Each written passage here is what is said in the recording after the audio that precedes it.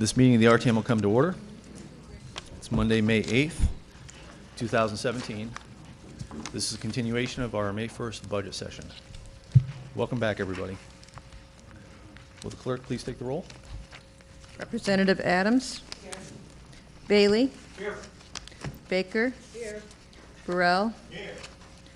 Bauer. Burgos. Casper. Here. Dean Shinbrot. Here. Evans. Here. Frickman. Here. Garcia. Gilly. Here. Hubbard. Here. Kent. Longino. Laughlin.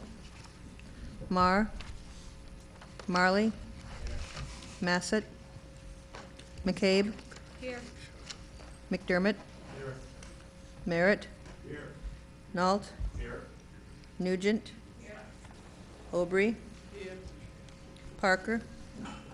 I saw her. Pasqualini. Here. Powers. Here. Quinn. Here. Sleeker Hersant. Here. Steinford. Here.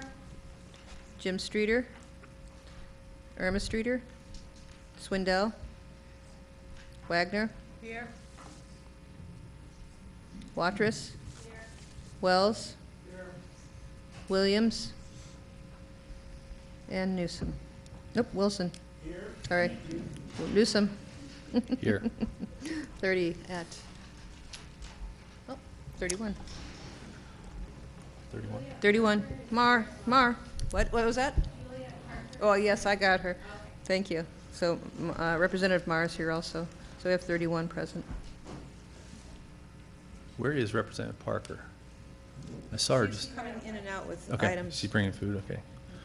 31? There are 31 members present. I declare a quorum.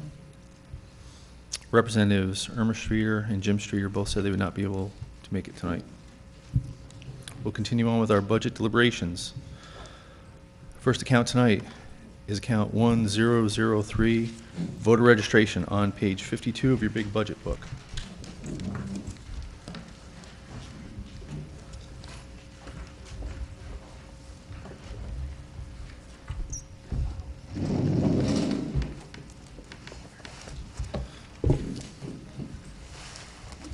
Mr. Moderator, I'd like to move $117,000, or $117,002.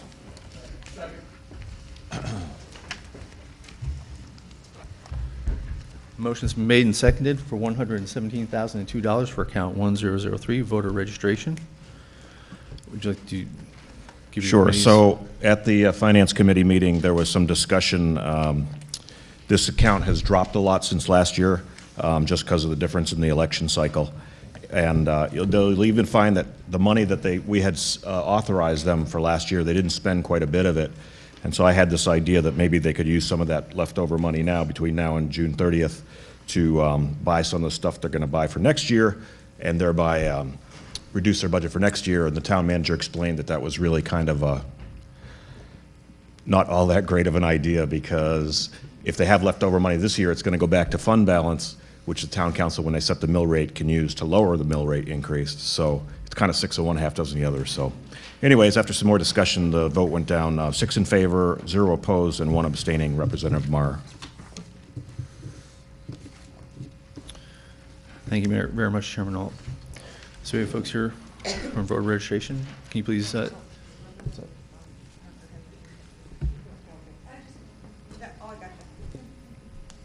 Thank you. Would you folks like to introduce yourselves for the record, please? Hi, Kristen Menditti, Registrar of Voters. Yeah, Paul Duart, Registrar. So $117,002 represents the town council's figure. Is there any discussion on this number? Seeing none? Oh, Representative Merritt.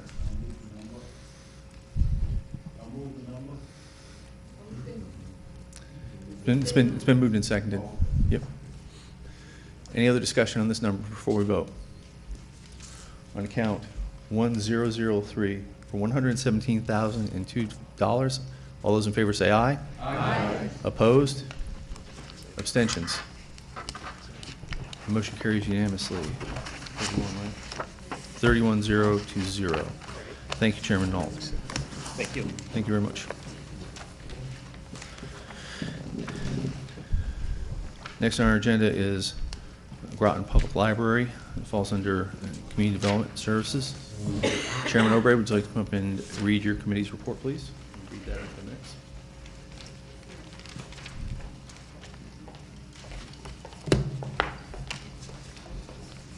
Okay. Do you want the whole report? For that one night. Whoa, what a beginning. Okay, the RTM Community and Service Committee met on Monday, April 24th, 2017, at 6:30 to consider the community and service budgets. Okay, present were Obrey, Representative Bailey, Barker, Burgos Jr., McCabe, Streeter, Sinkle, Herson. I'm sure I killed that, but sorry about that. Yes, I did. Baker. Absent Representative Mayer. Quorum was declared. Also present were various directors and department representatives from all the libraries of Groton, Planning and Development Services, Human Services, Probate Court, Ledgelight Health, VNA, Marine Sewage Disposal. Okay, accounts discussed.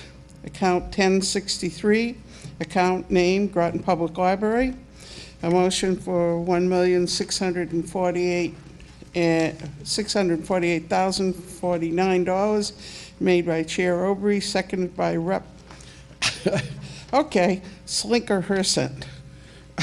You're getting there. Getting there? Okay. Say Dutch, it's easier. Discussion. Representative Bailey mentioned about Streeter donating to libraries, a possible conflict of interest.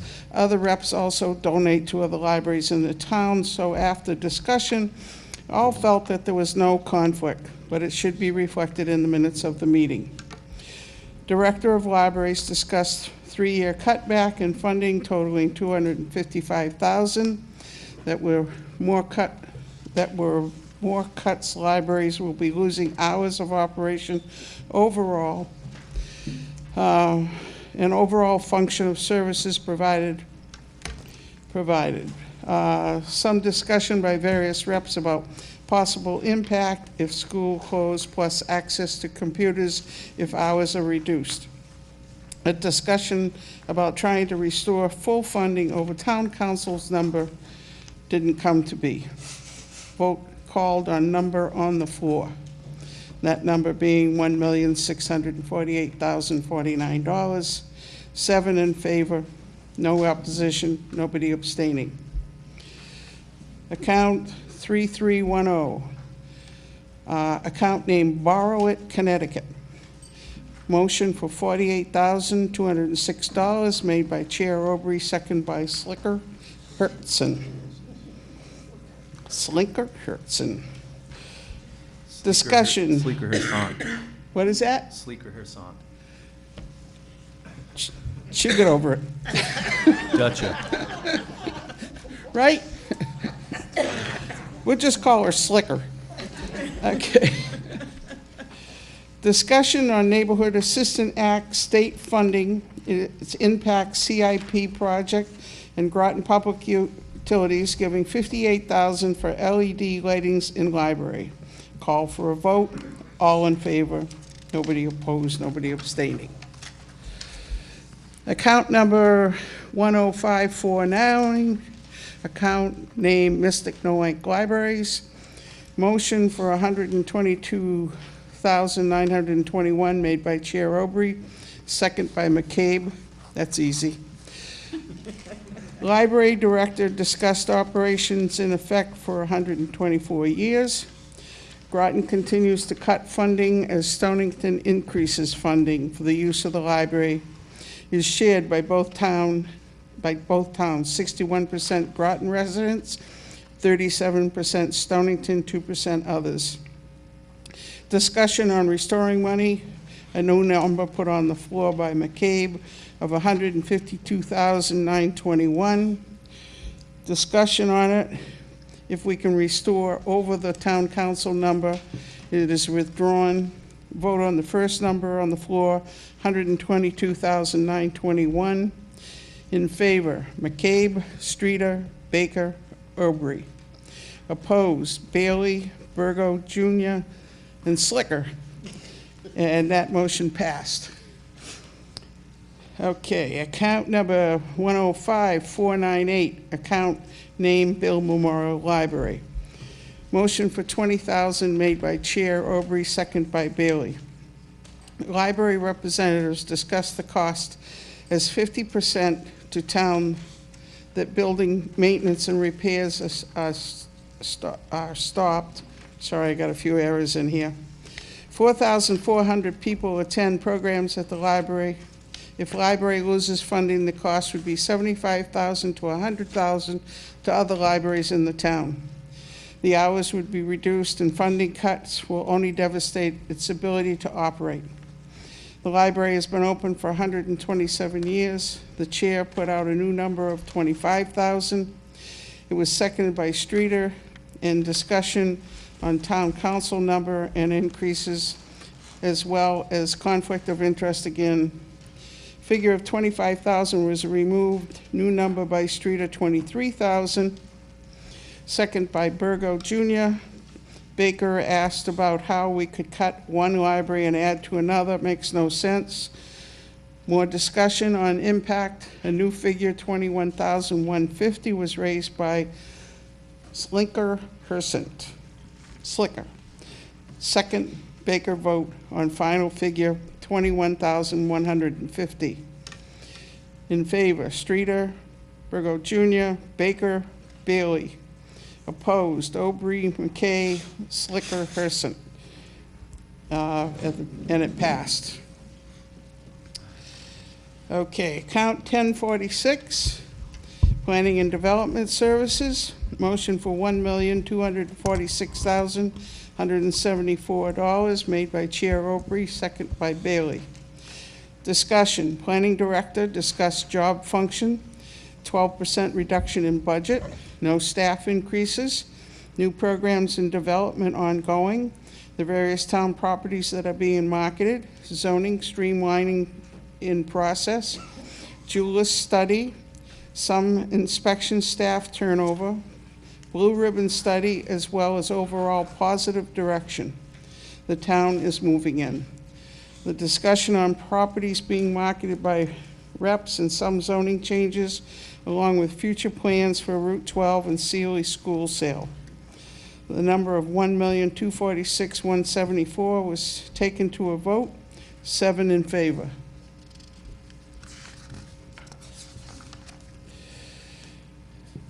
Okay, account number 1051, Human Services. Motion for $577,399 by Chair Aubrey, second by McCabe. Discussion. Director provided an overview of the different expenditures and the impact of the budget and various cost centers.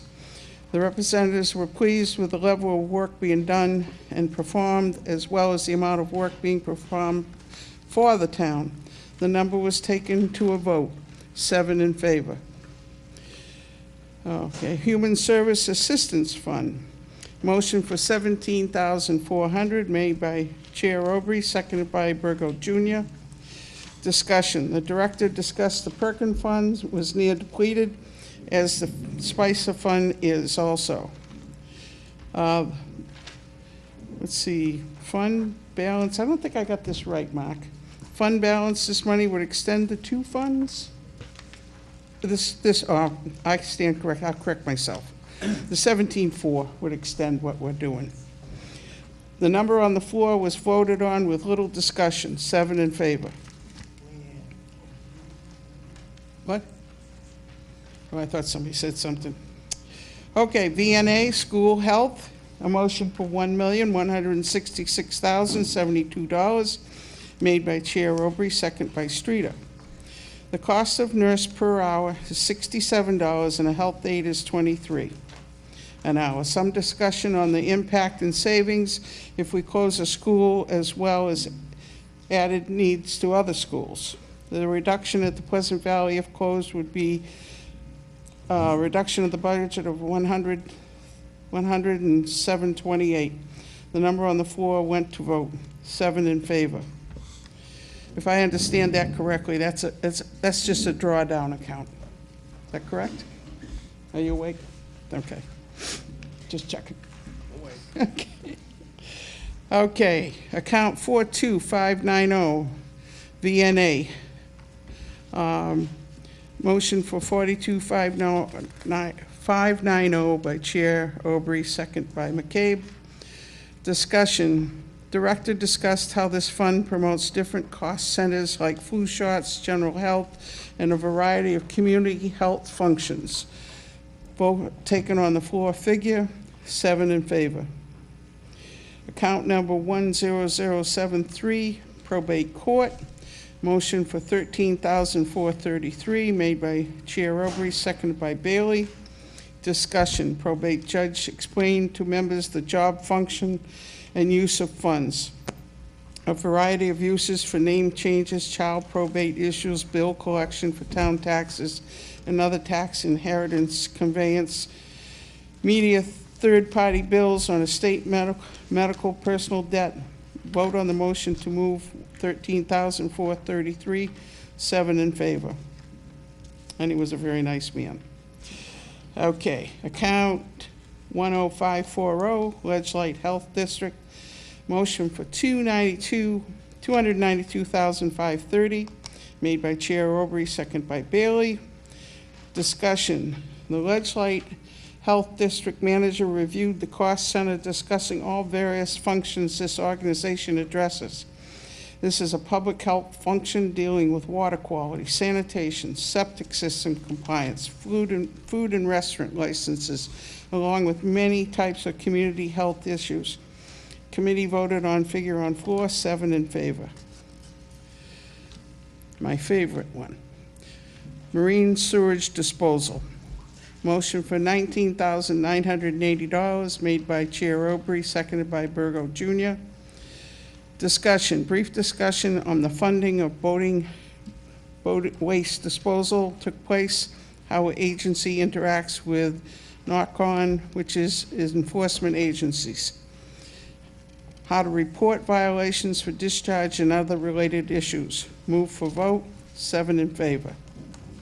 Account number 10070, Southeast Connecticut Council of Services, Council of Governments, sorry about that.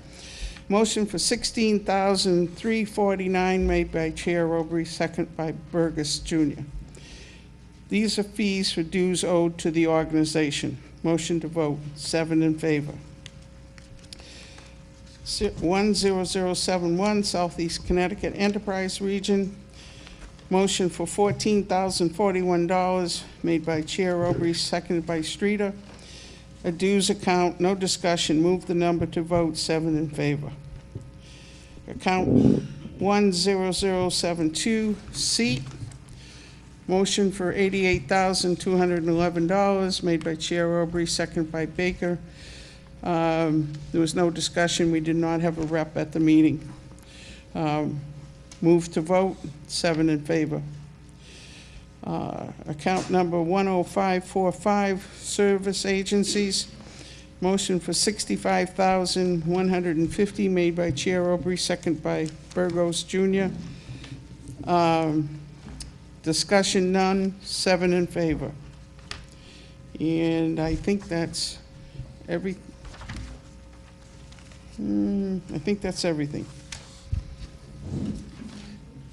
Meeting ended at 9:35. Submitted by Leanne Aubrey. Excuse me, may I make an amendment to the minutes, please? Just a second. Okay, Representative Bailey. all right. You move the meeting minutes for the Community I'd like to Development move the Services. minutes of the meeting. The meeting for the Community Development Services meeting for April 24th has been moved. Is there a second? Having been moved and seconded, is there any discussion on the meeting minutes for the April 24th Community Development Services Committee. Thank you, Mr. Moderator. Just one simple one, and this is for account 10549, Mystic Noank Library. I was for the figure of 122,921. That's all. Thank you very much. You were in favor, okay. Thank you, Representative Aubrey. Is there any other discussion on those meeting minutes? Seeing none, we will vote on the April 24th Community Development and Services meeting minutes as amended. All those in favor say aye. Aye. Opposed? Abstentions? Motion carries unanimously. We now have 32 members. That motion passes 32 to 0 to 0. So our first account is account 1063, Groton Public Library. Chairman Aubrey, can you? $1,648,000, $1,648,149. 049. 049, yes. Second. What?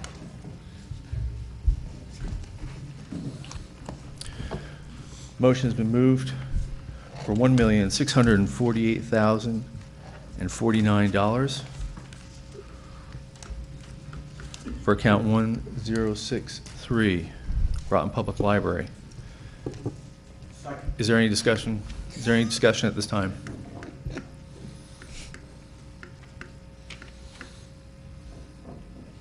I'm sorry, Representative Alt.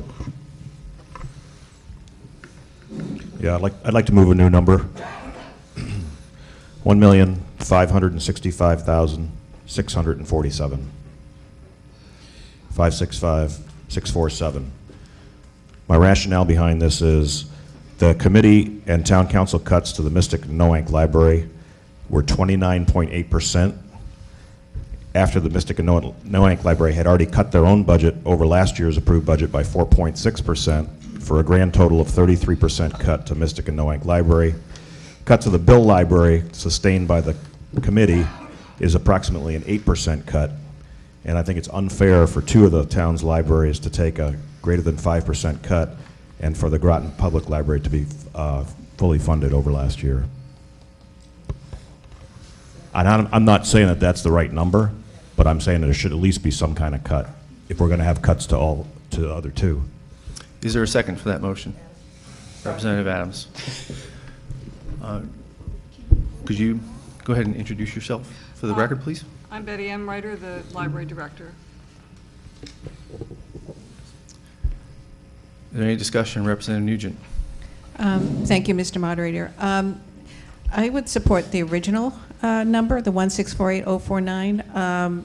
Look, I love all the libraries in our town and city, but the Groton Public Library is the town public library, and it's supported by our taxes and some grants. The other two libraries are, I don't know, nonprofits, but semi-profits. They have endowments. So I don't feel that I'm obligated to fund all three, equally. And so as far as being fair, I feel that I would support the original number, and I don't want to see services to our town library reduced, hours reduced. It services the whole town.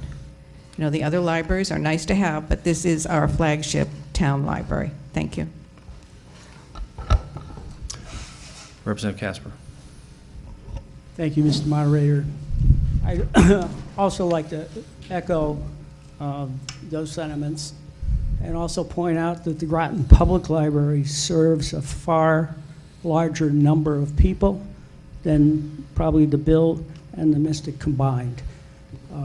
It isn't apples. You're trying to do apples to oranges, and it just doesn't compare. There's absolutely no comparison between the two essentially private libraries that serve the public and the town, and the one single town public library. Thank you.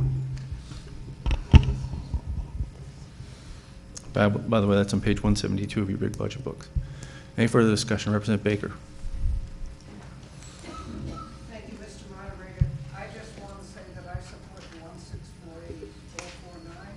I think we need to fund our libraries to the best of our ability. They are a tremendous asset to the town. Thank you.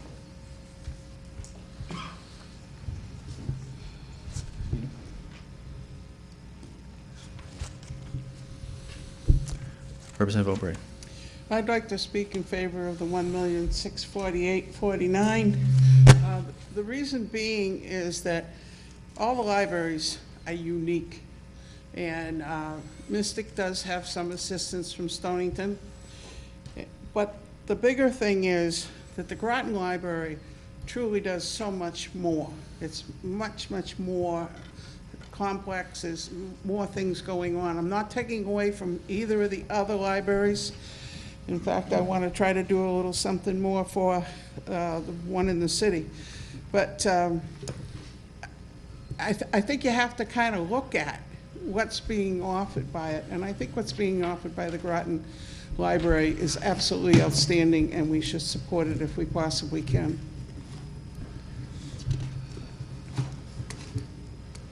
Is there any additional discussion on this account?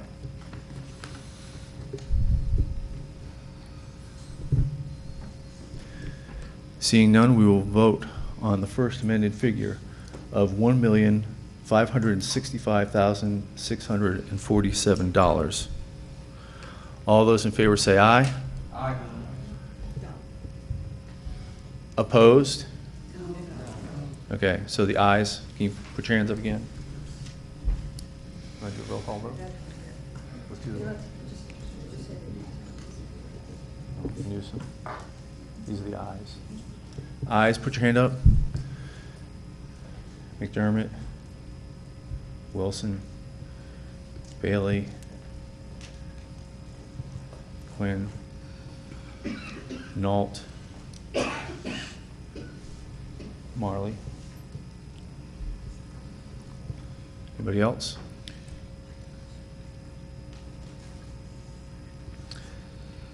Any abstentions? No abstentions. I don't think I got mine in there. I'm sorry, I'm in favor of it. Which one are we doing? No, I'm not. No, I'm not. Sorry about that, thank you. Against. Your vote in favor is noted. Yep. Chairman O'Brien. You're in favor of the lower number? No, she's not. No. No abstention. The motion fails 7 to 25 to 0.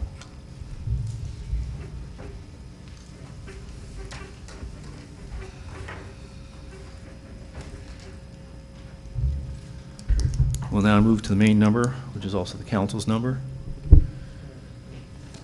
Is there any discussion on this number before we vote? Seeing none, on account 1063, Groton Public Library, the amount of $1,648,049. All those in favor say aye. Aye. Opposed? Newsom, Wilson, Bailey, Marley, Nault, Quinn. Abstentions?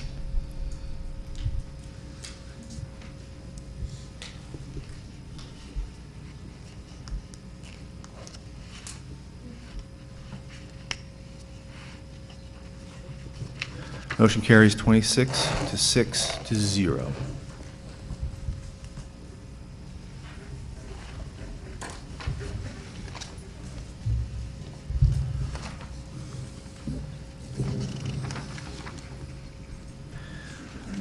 Next account is 3310, borrow it, on page 178 of your budget books.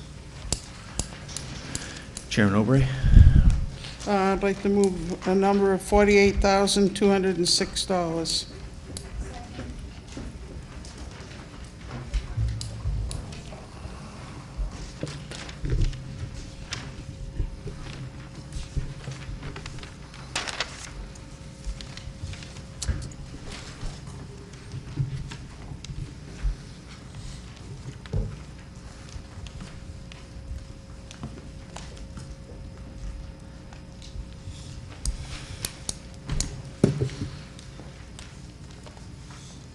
Number's been moved for account 3310 for the amount of $48,206. Did you get a second?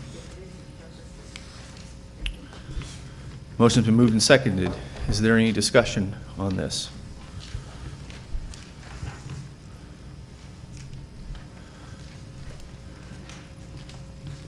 Town clerk? Does this take the place of the Connect card? Yes. Could I trouble you to give a little additional background? on that? Yeah, Borrowit CT has been renamed by the state. It used to be called Kinetic Card.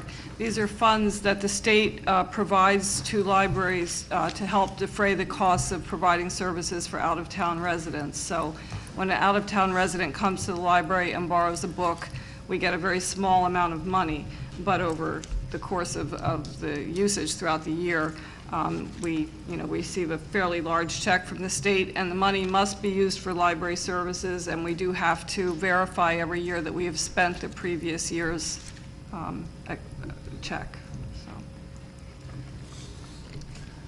Any additional discussion on this account before we vote? And this is the town council number.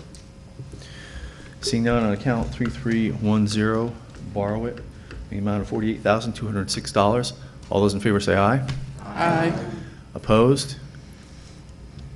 Abstentions? Motion carries unanimously, 32-0 to 0. Thank you very much. Thank you.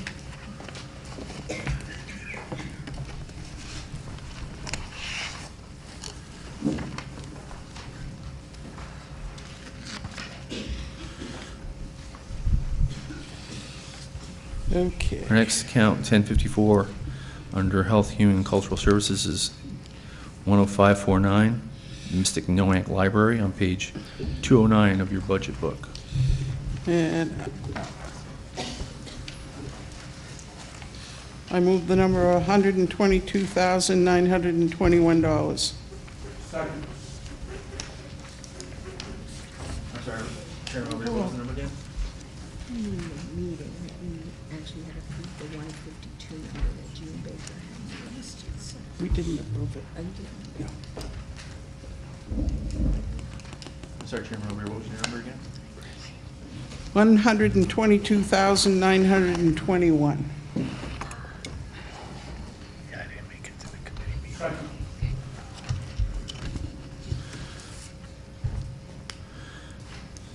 Number's been moved and seconded for $122,921 for account 10549, Mystic Noank Library.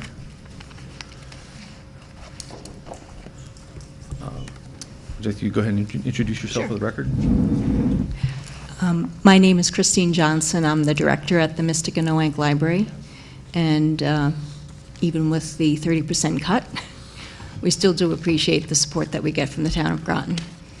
And I think as a group, all three libraries do serve a unique purpose, and together I think we do a good job of serving the total population. So I would just ask that none of the libraries be cut, but that's why I'm a librarian, so I thank you.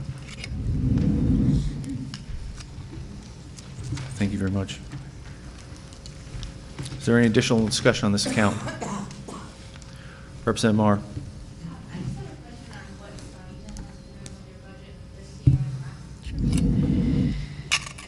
They've slowly been bringing up the amount of the budget. So last fiscal year, they increased it from $85,000 to $86,500, and then we stayed the same this year at $86,500. Any additional discussion on this account? Seeing none, we will vote on the amount of $122,921 for account 10549, Mystic Noank Library. All those in favor say aye. Aye. Opposed? Abstentions? Motion carries unanimously, 32-0-0. Thank you. Thank you very much. Next account, 10549A, Bill Memorial Library, also on page 209 of your budget book. Let's see, our final figure on that was $21,150.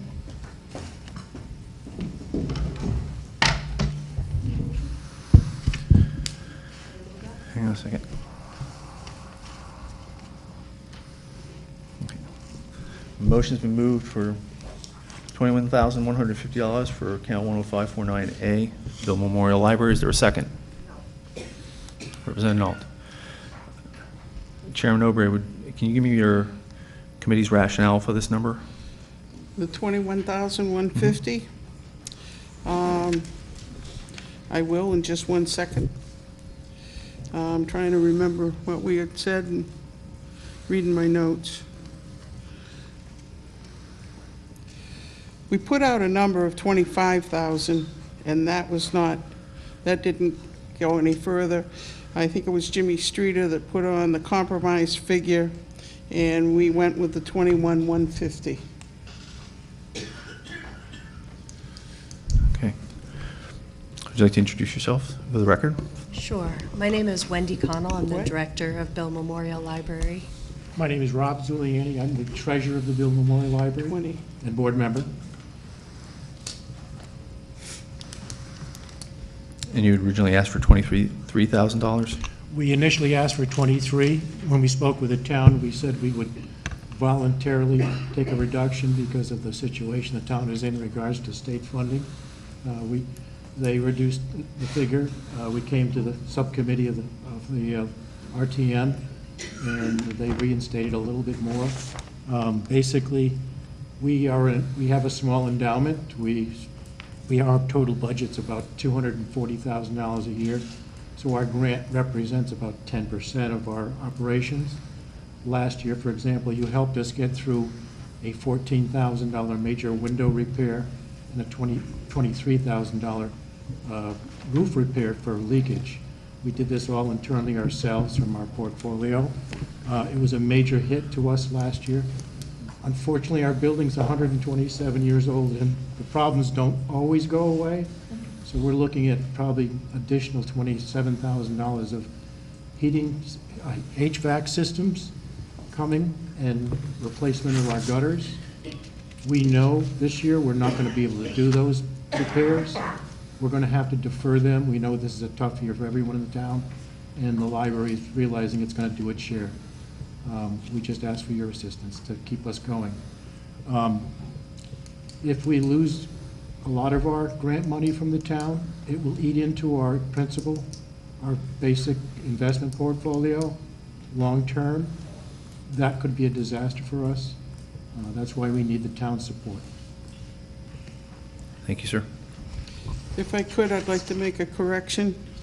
It was not Mr. Streeter that put the new number up. It was Slicker.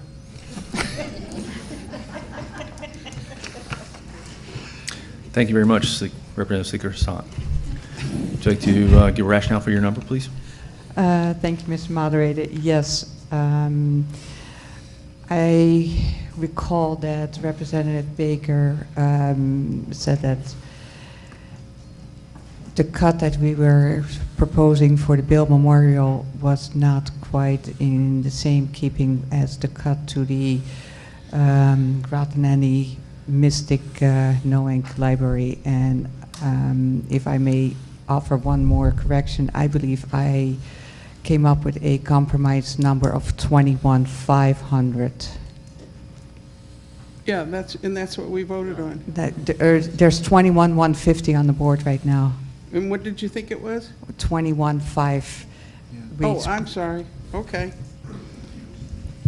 Sounds good to me. Thank you. So, are we?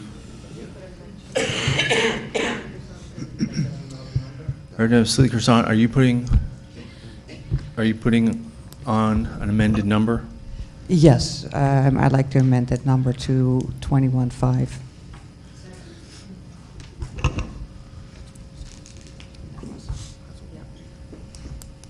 I may have made an error when I was doing my notes over.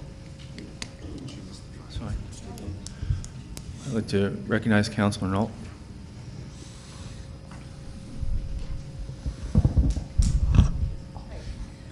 Hi, I just wanted to say that when we heard this account, I don't know if this is working or not, they self-reduced the number to 20,000 themselves. We did not reduce that account from 23,000 to 20. They came and offered it, and we voted on that, and it was unanimous. So, and the cut, there was no cut to the Groton Public Library, so I don't know who made the comment that it would be equal. I think Dutcha.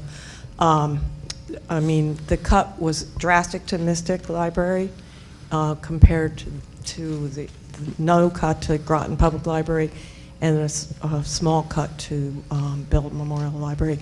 And so I think if they've offered that number, it's in this type budget year, that's what we should take.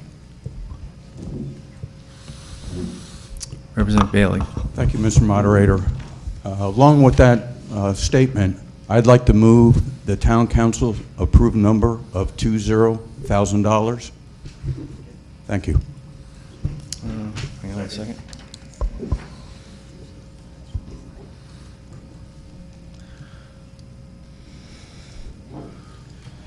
What was the town council? Mark, what was the town council's number for this?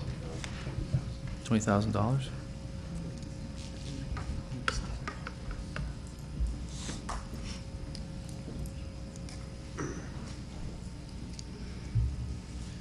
Sorry, is there a second for that? No, okay.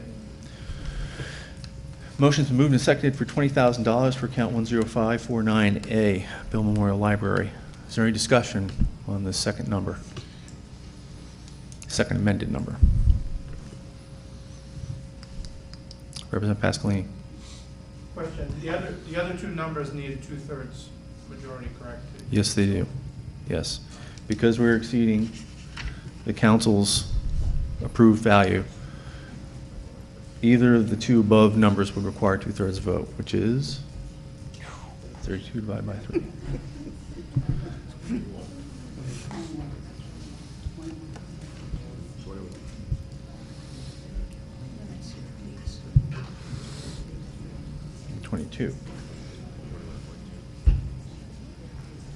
That will require 22 representatives.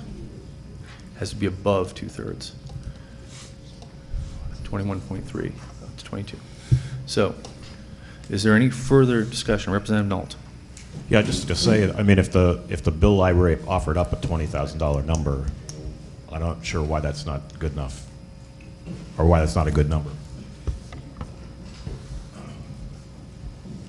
Any other discussion on the figure of $20,000?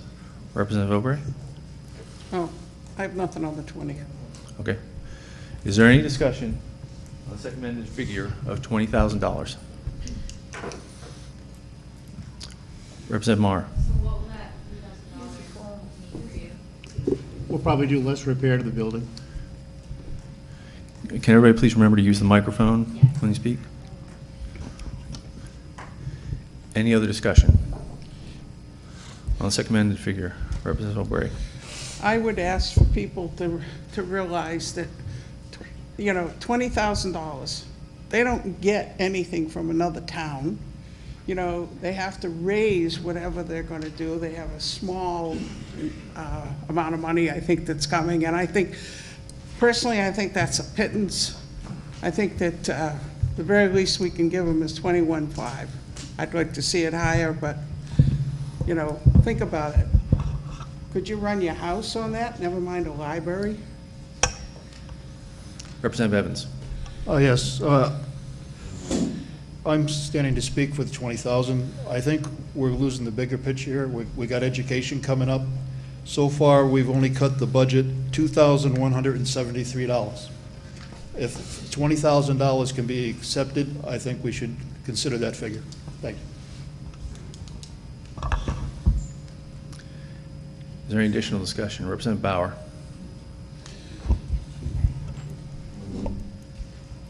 I think that 20,000 is not a good number. The best number to support would be the 21,500. The Bill Library is not only a nice small library, it has a variety of different books and projects, and it is important to have libraries all the time. Libraries are where people learn, where people become knowledgeable about a large number of things, and I wouldn't support the 20,000. Thank you.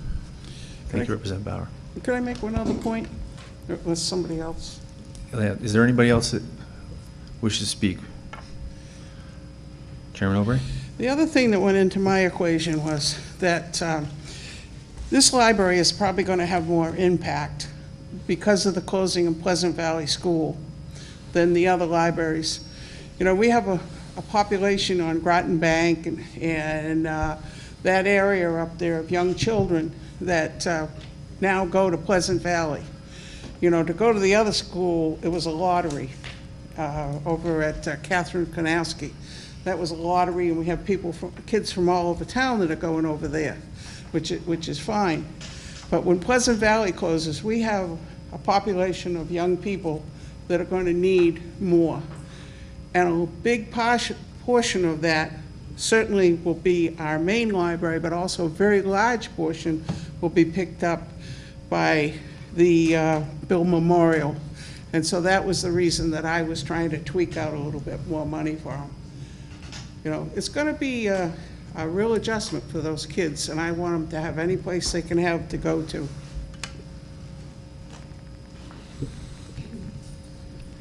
Is there any additional discussion?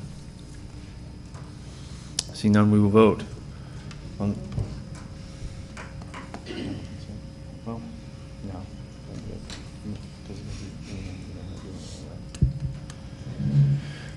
So we'll do a roll call vote on the figure of $20,000 for account 10549A, Bill Memorial Library. Okay, when I call your name, please say yes, no, or abstain.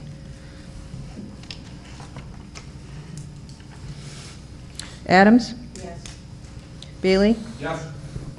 Baker? Yes. Burrell? Yes. Bauer? No. Burgos? Yes. Casper? No. Dean Shinbrot? Yes. Evans? Yes. Crickman? Yes. Gilly? Yes. Dean, Hubbard? Yes. Kent? Yes. Marr? Yes. Marley? Yes. McCabe? Yes. McDermott? Yes. Merritt? No. Nault? Yes. Nugent? No. Aubrey? No. Parker? No. Pasqualini? Yes. Powers? No. Quinn? Yes. Sleeker Hersant? No. Steinford? No. Wagner? Yes. Watrous? Yes. Wells? No. Wilson? Yes. Newsom? Yes. 22, 10, 0. Motion carries 22 to 10 to 0. Thank you very much. Thank you. Thank you.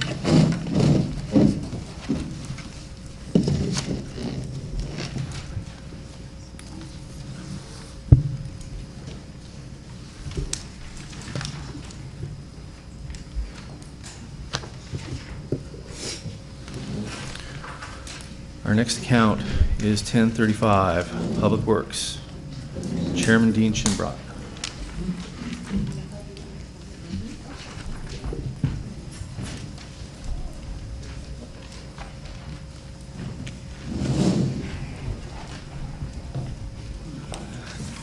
Thank you, Mr. Moderator. You'll have to excuse me, I have a cold. I did find a few typos as I read over my notes, so I'll give the amended to the town clerk when I'm done. The Public Works Committee met on April 27th, 2017 at the Groton Senior Center. In attendance were Representatives Casper, Merritt, Steinford, Wells, and Chairperson Dean Shinbrot. Absent were Representatives Burrill and Longino. Also in attendance were Town Manager Olfinger, Gary Snyder, Stacy Ullman Leach, and Chris Lund, and a quorum was declared at 6:30. There was a discussion that the Public Works budget had been particularly hard hit by cuts made by the RTM last year. It was also noted that this year's budget had an overall decrease of 1.5%. Of note were the additional cuts, were what the additional cuts would be if the town council number was adopted.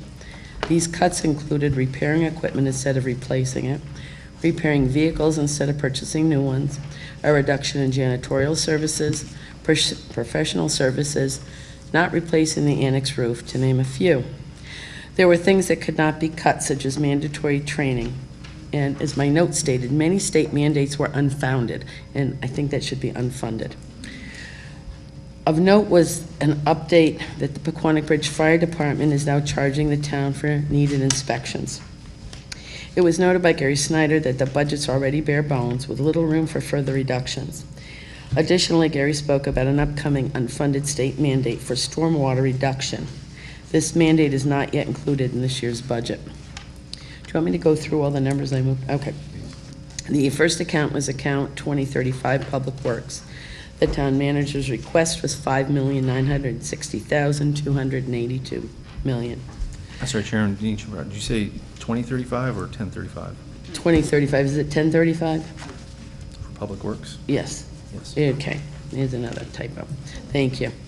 The town council approved number was $5,751,672. Representative Steinford moved $5,751,672, which was the town council approved number. Representative Bailey seconded the motion, and the town council number passed unanimously. There was little discussion about the sewer operating expenses. Chair Dean Shinbrat stated that she enjoys the ability to flush the toilet. There's ongoing maintenance throughout the town, and some cost-saving strategies have been used with good results. Account 2020, the sewer operating expense. Town manager requested $6,994,318. Council approved $6,994,318.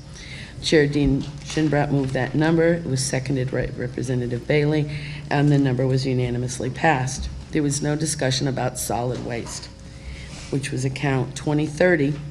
The town manager requested $1,477,092. It's the same town council approved number. Chair Dean Shinbrat moved $1,477,902. It was seconded by Representative Bailey, and it passed unanimously. It was noted that the Fleet Reserve took a hard hit last year. Many vehicles are long past replacement life, some with more than 6 years overdue. Gary Snyder and Mark Goldfinger stated that the mechanics do a fantastic job of keeping the fleet going. However, there does come a point when there is no longer cost-effective to repair vehicles. Account 6040, Fleet Reserve, the town manager requested $1,574,442. The town council approved $1,204,092. Representative Merritt moved the town manager's request at $1,574,442. It was seconded by Dean Shinbrat. The manager's number passed 5-1 with Representative Bailey the dissenting vote. The North Stonington Bridge replacement was noted to be a cost to Groton of $309,000. Stonington would pay an additional $309,000, and the state would pay the remaining $597,000. Groton would take the lead in the project, therefore needs to reflect the total cost of $1,215,000 in its budget. Representative Merritt suggested that we go with a project since any state funding could be pulled next year. It was noted that this project has been in the works for 6 years. However, this is the first year the town of Stonington approved their portion of the required funds. C.I.P. G1, North Stonington Bridge, the town manager requested $1,215,000. The council approved 0. Chair Dean Shinbrat moved $1,215,000. Was seconded by Representative Casper. The manager's number passed 5-1 with Representative Bailey the dissenting vote. CIP 1I1, lock zip, roadways and intersections. There was no discussion. The town manager requested $170,000. The council approved $170,000. Representative Bailey moved the town council's number. Dean Shinbrat seconded. The town council number passed 5-1 with Representative Steinford the dissenting vote. CIP 2A, the culvert rehabilitation.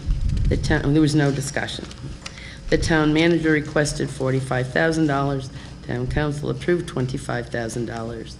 Representative Bailey moved $25,000, seconded by Dean Shinbrat, and the Town Council number passed unanimously. C.I.P. 3C, the Thomas Road Bikeway. The town manager requested $275,000. The Town Council approved $275,000. There was no discussion. Representative Bailey moved $275,000. Representative Casper seconded. The Town Council number was approved unanimously. The Spicer House was discussed. The repairs were discussed, as Gary Snyder noted that the money would be used for the replacement of damaged trim and sections of siding, shingles, scraping of the exterior paint, and painting. It was also noted that it's cheaper to maintain as an on-needed basis than it is to put off maintenance and incur huge replacement costs down the road. C.I.P. 6A, Spicer House, Parks and Recreation Office. The town manager requested $90,000. The Town Council approved $0. Dean Shinbrat moved $75,000, seconded by Steinford. $75,000 passed 5-1 with Bailey descending. CIP 6C, the Town Hall Complex.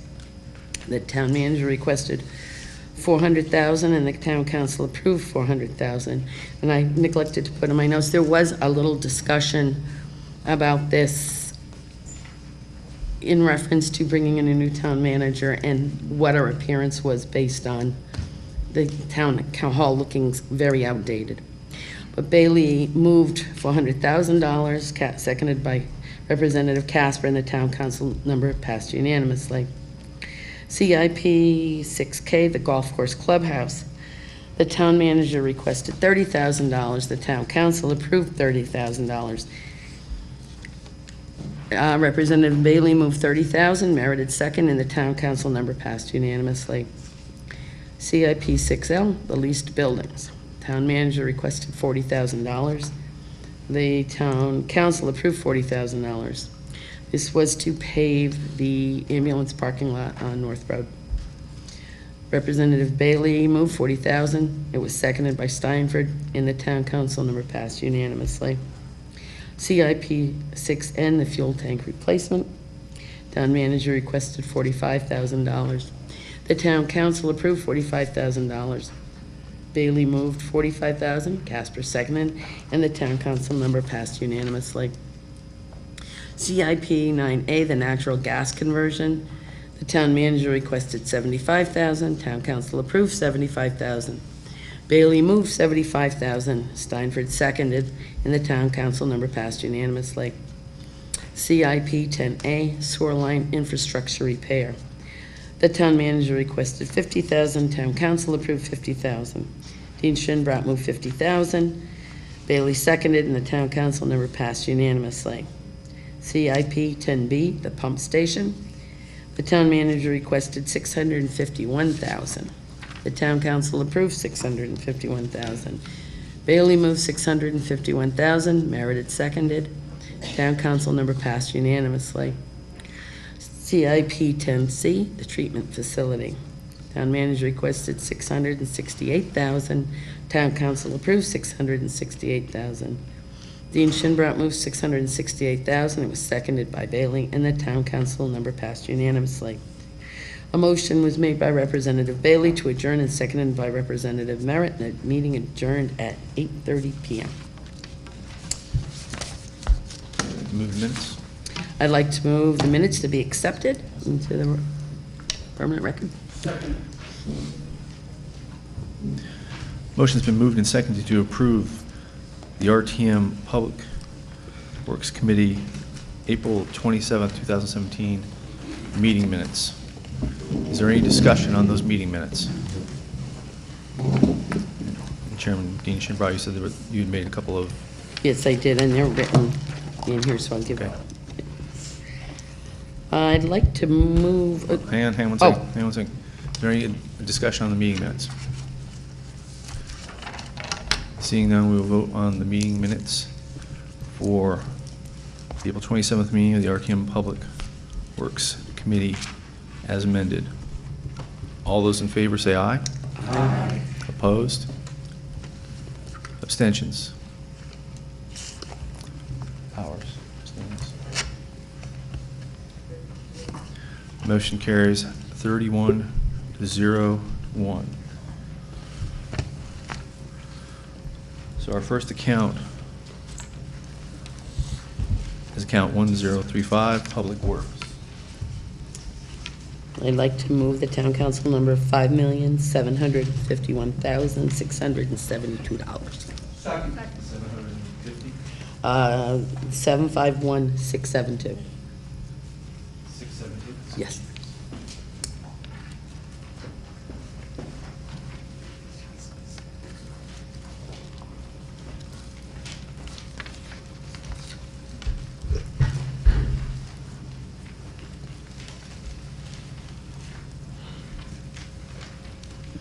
Motion's been moved and seconded for $5,751,672 for account 1035, Public Works.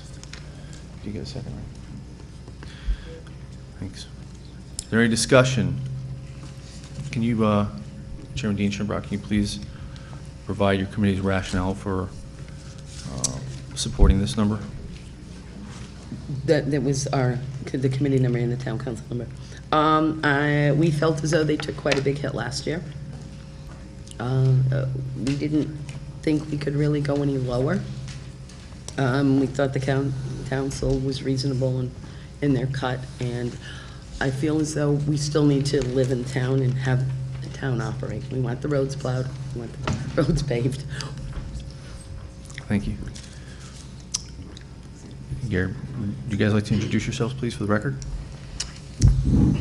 My name is Gary Schneider. I'm Director of Public Works, and to the left of me is Chris Lunn. He's the Assistant Director of Public Works for wastewater. So there's a motion on the floor for account 1035, Public Works, in the amount of $5,751,672. Representative Pasqualini. Thank you, Mr. Moderator. I'd like to propose a new number. $1,245,834.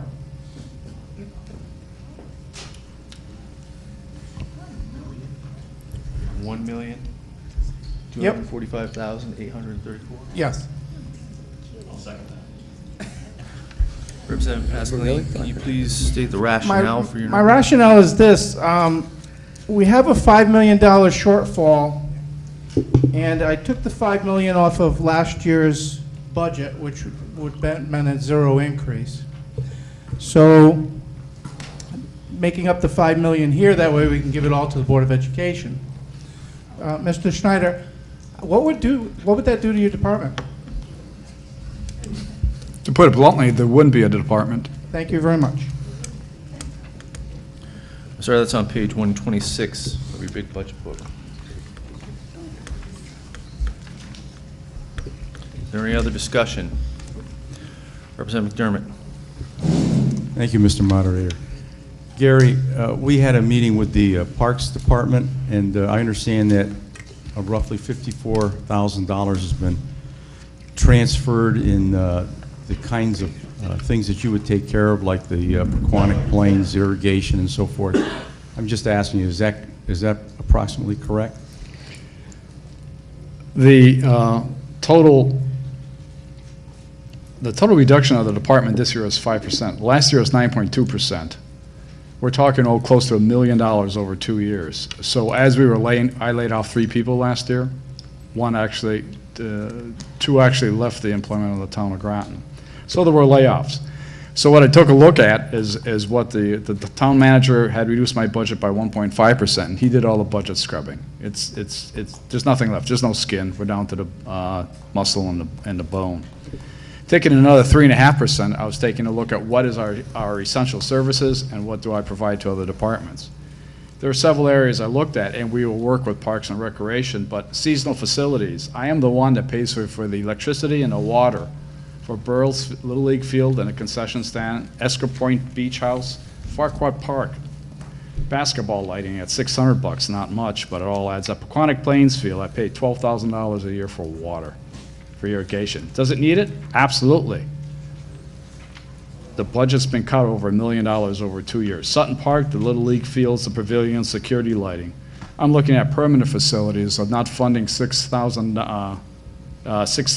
gallons of heating oil of transferring that cost to Parks and Recreation, where they may have to find it.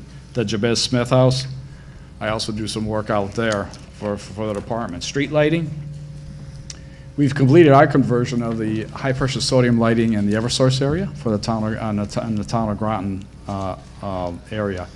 But Groton Utilities has not completed, hasn't started their LED light, street light conversion. It's costing me $33,000 more a year for high-pressure sodium lights in the Groton Utilities area in the town of Groton. I'm proposing of not paying that bill, of reducing their bill by $33,000 a year. I also pay $3,300 in Mumford Cove street lighting. And then in personal accounts, I'm looking at slashing my personnel accounts by about $100,000. So that's what it hits higher. There is nothing left. I pay for your utilities, I pay for the fuel oil, the power, the electricity in all the buildings. Our maintenance forces are doing as the best as they can. We are deferring maintenance. We're repairing stuff when we should be replacing the equipment. But we do that in our houses too when the budgets are tight. If this budget gets passed at this number, I'll sit down with the Director of Parks and Recreation and we'll go through and see what we can and can't do. We will be bidding out, seeking proposals for our custodial services for all the town buildings. So we may be able to negotiate a lower fee and a lower service for all the parks buildings. Maybe we can share on the water costs, on the irrigation costs for the fields and that, but it is down to that point. There is $1 million been cut in about 2 years. And we can go back, it's been $1.7 million if you go back to 1908. This department's budget in FYE 08 was $1.7 million higher. I'll just throw out one more number here because it's, I think it's something that, and that means something. Yeah, I've lost it. I won't take the time of the thing, but we have been taking hits. We have been taking the reductions for the last several years, and right now we're down to, it's down to nothing. Is there any other discussion on the $1,245,834 figure?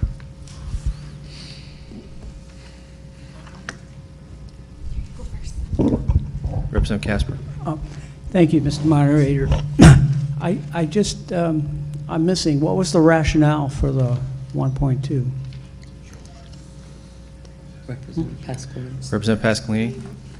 What's the Can you rationale? provide rationale for your reduction, please? Yes, we need money for the Board of Education, right? Correct. We're being short $5 million. If you're going to give everything back to the Board of Education, we need to find the $5 million somewhere else. So Public Works, $5 million would decimate the department and pretty much close the doors. That was the point. Representative Marr. I'm so sorry. What did you say the $33,000 because Groton Utilities hasn't switched over to LED? Okay, and the town of Groton, we're not talking the city of Groton, but the town of Groton is served by two electrical services, Groton Utilities and Eversource, CLNP. We've just completed the conversion of the street lighting to LEDs in the Eversource area. In September of 2015, we started talking with Groton Utilities to convert their street lights. We'd like them to do it in the city of Groton also because this group pays for that too. But in the town of Groton, we would like them and the town of Groton service area is to convert the high pressure sodium lights to LEDs. We calculated out that number. That's a $33,000 savings in electricity per year. And when is that supposed to start? Well, they've been talking. The last thing we heard last week is they're still talking and thinking and how they're going to do it. We haven't got an answer on when they're going to convert over. So I'm looking for over a $211,000 cut. So I don't know if that forces them into doing, taking it from high pressure sodiums to LED. It's just, we have to do something. Everyone else is doing that. Representative McDermott, did you want to speak? Well, I don't disagree with anything you're saying, Gary, and I find it unfortunate that we have to consider the larger number. I know that the 1,245,000 is not a serious number, and I agree with that. It's just being a point is just being made, and I agree with that. But we're going to have to contend with the Parks Department at some point to put back, hopefully, the amount of money that has been transferred from Public Works to Parks, because they don't have the money for it either. So that was all I was trying to find out, if that was the case, just to double check that number, that's all. Thank you. Councilor Knoll. I just want to make a point about the $33,000. We've made a referral to address this because it's not in Groton Utilities' best interest to switch over. We're paying their bill, so why should they bother switching it out? And it's made our town council very angry because we give a lot of money to the city, and they have every capability of doing exactly what Gary Schneider has done and saved us money in the town, and we would like the city to do the same. Thank you, Councilor Knoll. Representative Baker, do you have your hand up? No, go ahead. Representative Nugent. Thank you, Mr. Moderator. If I could respond to Representative Pascolini, I just, since he brought up education, I just want to set the record straight here. First of all, we do not yet know what the amount the state's going to cut. The town council cut $3 million, not 5.2, from the education budget. And if you read the newspaper in the day Friday, the education committee met, and we are going to recommend restoring $655,130 to the town, to the education budget, not $5 million. Thank you.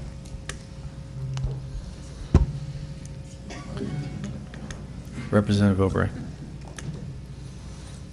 I want to take different... Can you please use the microphone, ma'am? Thank you. If you want. I don't appreciate Bonnie's attitude. You know, here we have a pretty cohesive group. We're working well together, and nobody's being nasty. And I don't appreciate your attitude. You know, there are 2 years... Representative Obrey. Just a second. I'm going to finish. Courteousness, please. I am being courtesy. Don't tell me I'm not It's being. in the rules. Go ahead. I have Continue. said we have a very nice group here. We're having good conversations. But for 2 years, the city budget has been cut to zero on some items. So maybe they're trying to figure out what to do also. And I'm sure it'll be done in a timely manner. And I don't think they're doing it just to save money. So I don't appreciate that kind of comment. And if that's not polite, I apologize. Representative Wilson. Thank you, Mr. Moderator. As much as I enjoy discussion, I move that we move the question.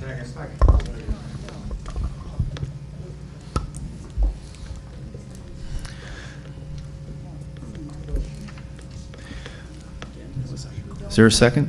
Yes. A motion's been moved and seconded to move the question. Moving the question takes 2/3 vote. That would be 22 people. Then we would immediately go to vote on the first amended figure of $1,245,834 for account 1035 Public Works. All those in favor of moving the question, please say aye. Aye. Opposed?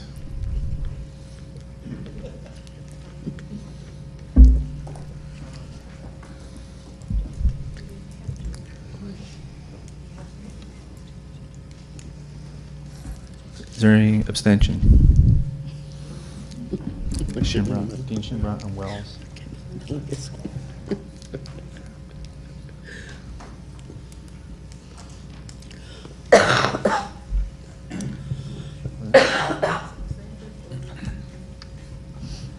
And there's 2 abstentions, Dean Shinbrock and Representative Wells.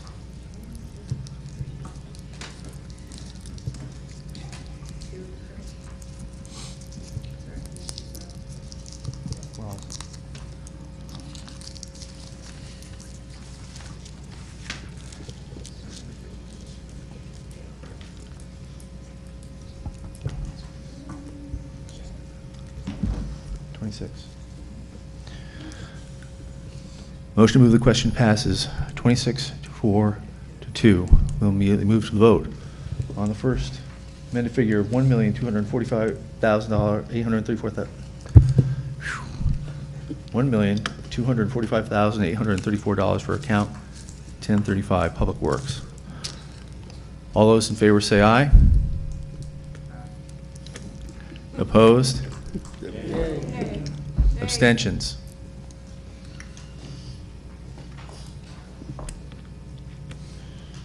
Motion fails 1 to 31 to 0.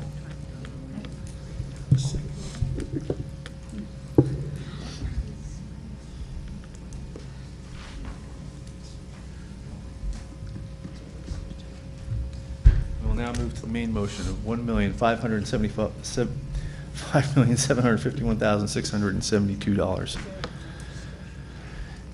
Is there any discussion on this figure? Representative Marley.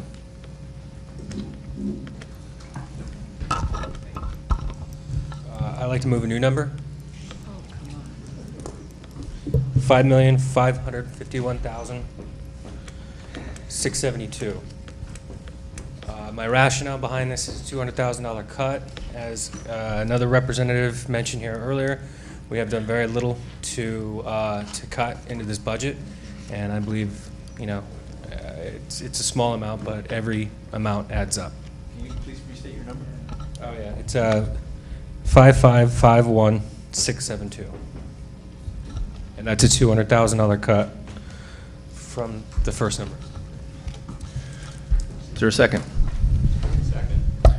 Motion's been moved and seconded for $5,551,672 for account 1035 Public Works. Is there any discussion on the first amended figure? Representative Baker? And when you guys, when you guys want to speak, I mean, put your hands up.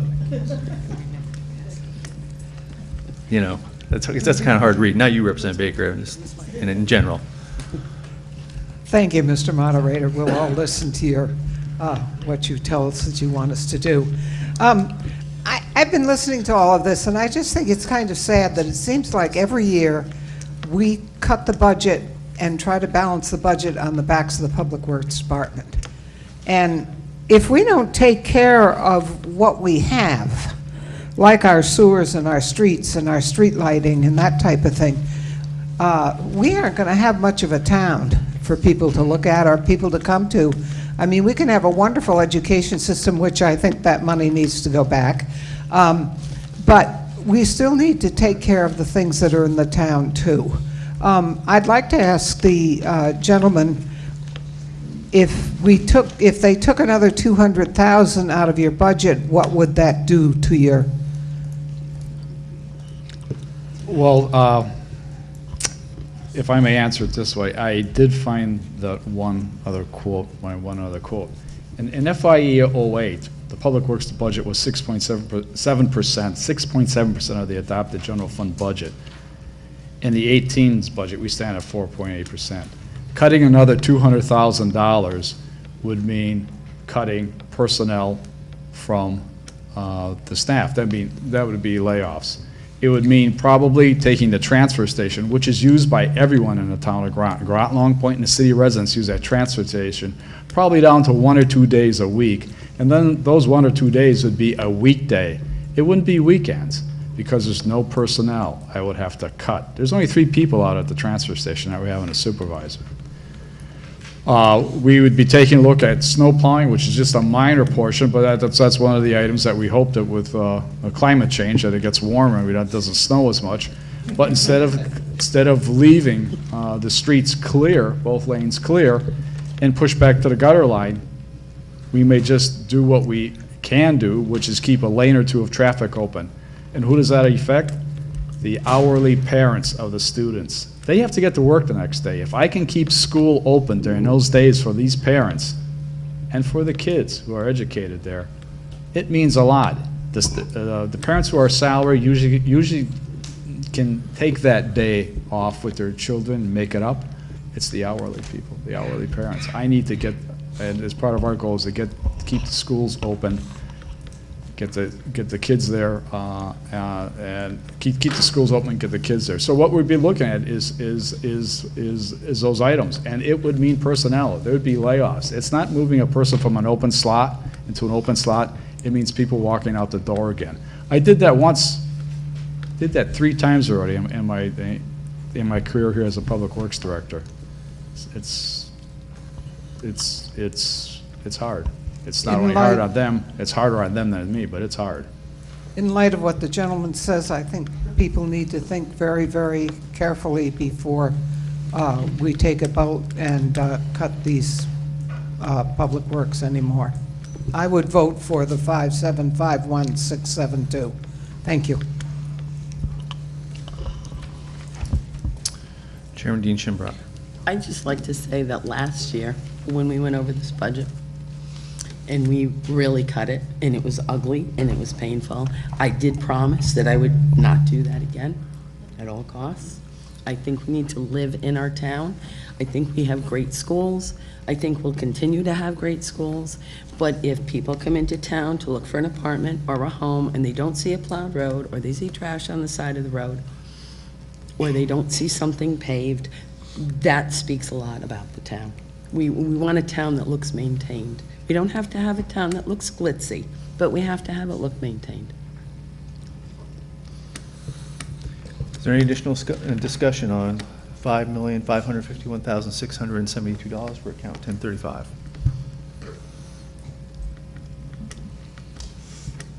Seeing none, we'll vote.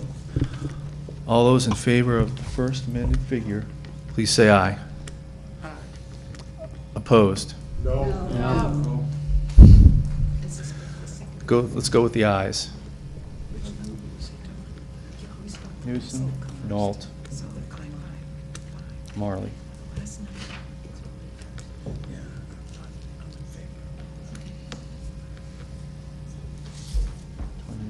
Any abstentions? Motion fails 29 to 3 to 0.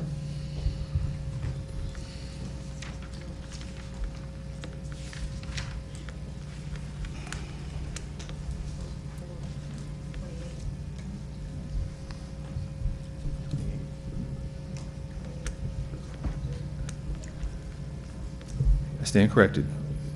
28-4-0.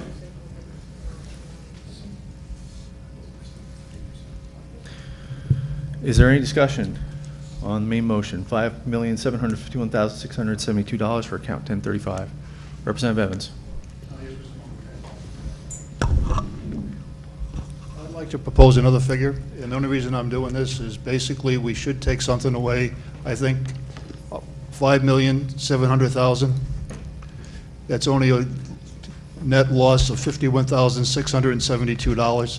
In a budget that big, I'm sure they could find some savings that could cover that, and it would help us go a long way. You've got one too many zeros. I'm sorry. Oh, no, never mind, it's my eyes. I'm sorry. Second, Representative Wilson. Motion's been moved and seconded for $5,700,000 for account 1035, Public Works. Is there any discussion on the first amended figure? Representative Merritt.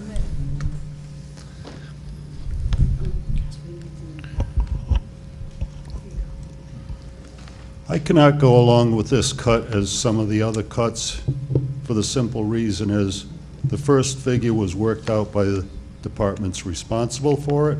It was presented to us with as many cuts as they could, and I'm just not going along with these. I'm not going to say they're frivolous, but I'm just saying that enough is enough.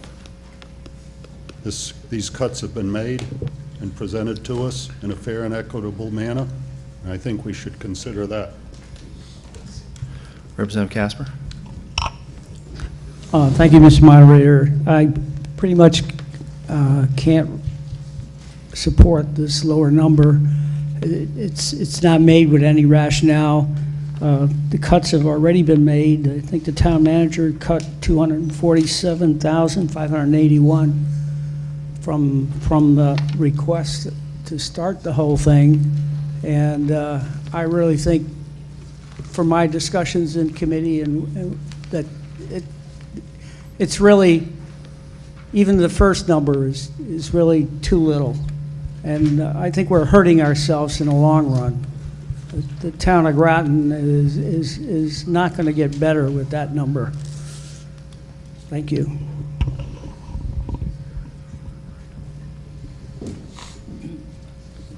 Is there any additional discussion on first amended figure?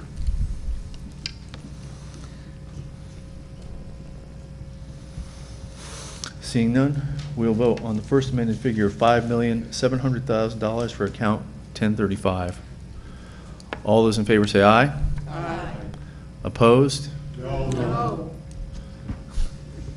Do the roll call. Ayes, raise your hand again. Sure you don't want the roll call?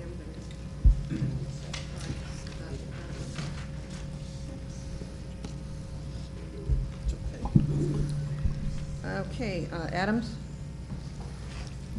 Representative Adams? Yes or no? Or abstention? No. Okay. Sorry. Bailey? No. Baker? No. Burrell? No. Bauer? No. Burgos? No. Casper? No. Dean Shinbrot? No. Evans? Yes. Frickman? No. Gilly? No. Hubbard? No. Kent? Yes. Marr? No. Marley? Yes. McCabe? No. McDermott? Yes. Merritt? No. Nault? Yes. Nugent? Yes. Aubrey? Yes. Parker? No. Pasqualini? Yes. Powers? No. Quinn? Sleeker Hussant? No. No. Steinford? No. Wagner? No. Watrous? No. Wells? No. Wilson? No. Newsom? Yes. Okay. She said no. So I have 10 yes and 22 no. Is there any, and there's no abstentions? Motion fails 10 to 22.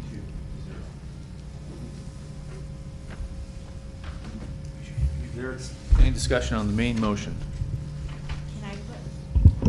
Can I put another number on the floor?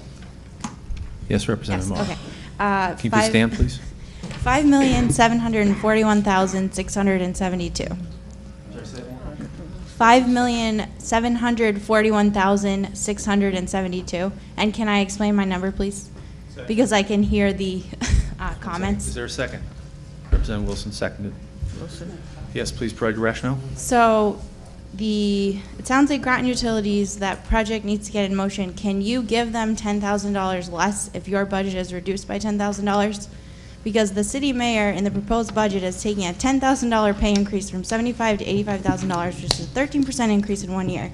So the way I see it, we could give Groton Utilities the $10,000 less instead of it coming out of your, are you allowed to give them the $23,000 instead of $33,000? This isn't anti-city, but is that possible? Mr. Manager. I know that was a lot. I'm trying What are they going to do, fire me? So, Gary was kind of suggesting that. We have had constant discussions with Groton Utilities, and hopefully they're going to move that project forward.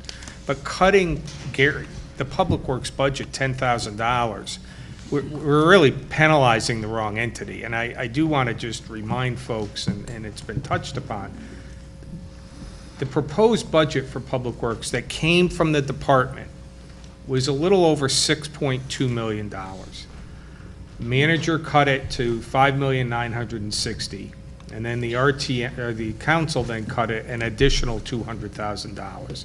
So the budget right now is around $450,000 less than what the department felt they needed. And I know $10,000 out of a, you know, a $5.7 million may not seem like a lot, but I'm not sure we could apply the logic that was just laid out. I mean, the bill comes in, I mean, if we want to see Groton Utilities move ahead with the LED lighting. They haven't established a rate yet, as far as I know, for LED street lights. We don't know how they're going to pay for the capital costs yet. But we do know, by converting the Eversource portion of town, that we will be seeing a fairly significant savings in a couple of years, because part of the proposal was, while we're not paying for electricity, we will continue to pay Eversource or pay somebody for the loan, essentially, that we've had to take it out in order to replace the head. So there would not be an immediate savings to Gary's budget, be it for Eversource or for, in all likelihood, Groton Utilities. So I certainly understand where the proposal is coming from, but at the end of the day, what it still really means is Public Works has $10,000 less. Representative Marr, knowing that you can't do this, do you wish to withdraw your motion? Sure.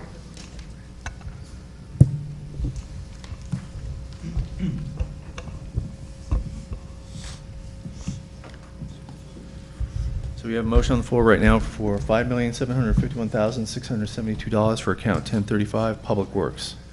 Is there any discussion on this number before we vote? Seeing none, all those in favor say aye. Aye. Opposed? 4. Evans, Newsom, Nault, Marley. Abstentions? No abstentions.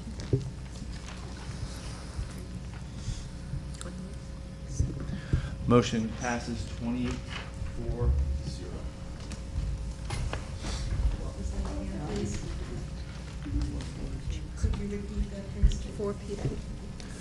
The motion passes 28-4-0. Sorry. Okay, next up is the Next sewer account. operating. Oh, sorry. Sewer operating at number 20. Account 2020. Sewer Operating Fund on page 136 in the budget book. The town council approved number and the committee number was $6,994,318. 018. 318.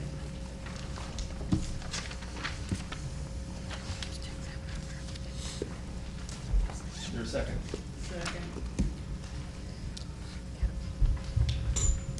Motion's been moved and seconded for $6,994,318 for account 2020. You want to explain the rationale from your committee? There's not a lot of wiggle room in this budget either. There's ongoing maintenance throughout the town. Town had spoken to some cost-saving measures, which sounded really good, but I didn't quite understand. If you would like to speak to them, something about putting people in manholes, or I don't know. I just was fascinated. Wow. No, I'll pass to the left. So one of the items that is included in the budget, that is the additional of one body, a maintainer, and in regards to what that person would be doing is, yes, they would be spending some time in a manhole. That's the person. But one of the things that we've not been doing over the past time that I've been here, at least 3 years and beyond, has been really doing a good job of maintaining our lines. So if you look at the wastewater system as the plant, which everybody's familiar with, then we have pump stations, then we have 136 miles of pipes throughout the town that connect it all together, basically. They need to be cleaned, otherwise they build up with grease and grime and they clog, and there are certain areas of town that we are very good at, like downtown Mystic, because of the restaurants. We know that we have to get down there every year on like clockwork, otherwise it'll be little river down the street.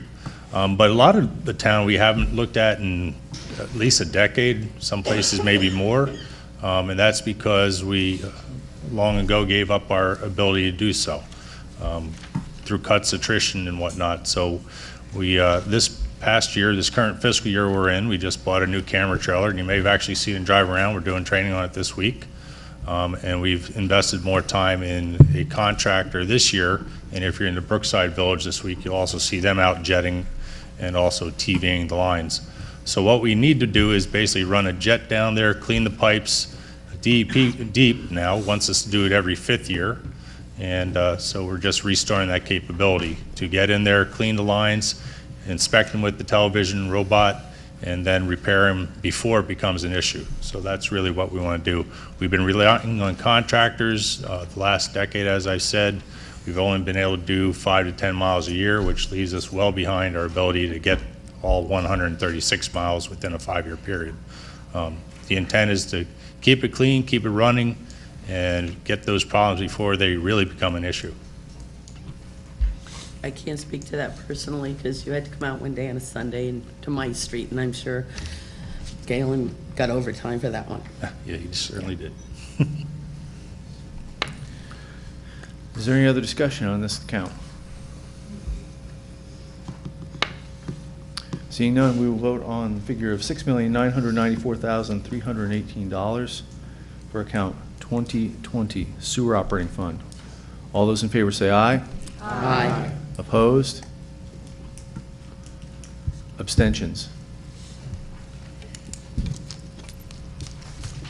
Motion passes 31 to 1 to 0.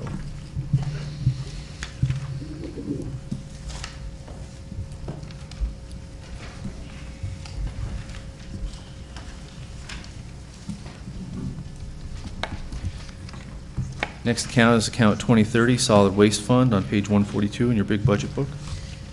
I would like to move the number $1,477,092. This was the town council number also. Is there a second? Second. We had no discussion on this. Motion's been moved and seconded for $1,477,092 for account 2030 Solid Waste Fund. Mr. Manager, I don't know if you wanted to say anything about this particular fund. I know there's an extensive history. Or Gary, anybody? Back when I was younger, in 1985, the town entered into a contract with other towns and formed a regional authority, Southeastern Connecticut Regional Resources Recovery Authority. It's been over 30 years. The member towns are the ones who built the plant up in Preston on Route 12. And last November, we just paid those 30-year construction bonds off.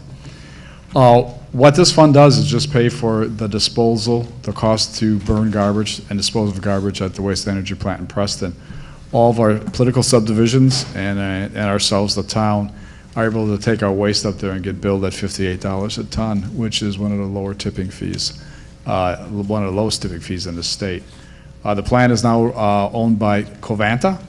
We own the land, the authority still owns the land, but we have a long-term, we have a 5-year operating agreement with them to bring our waste to them. So it's working very well. The haulers like it because it is a short distance up to the plant, is well within all the permits. And the authority at least is projecting out as far as you can the 5 to 10 year portion, as it will be able to stabilize the fees for the disposal for the member communities by what we have saved over the years, because we were generating power and getting paid a good rate from CL&P, Eversource, back on that power. So we saved the money. We should be able to stabilize the fees for at least the next 5 to 10 years. Which is great, and there's plenty of capacity for what we have down here for MSW.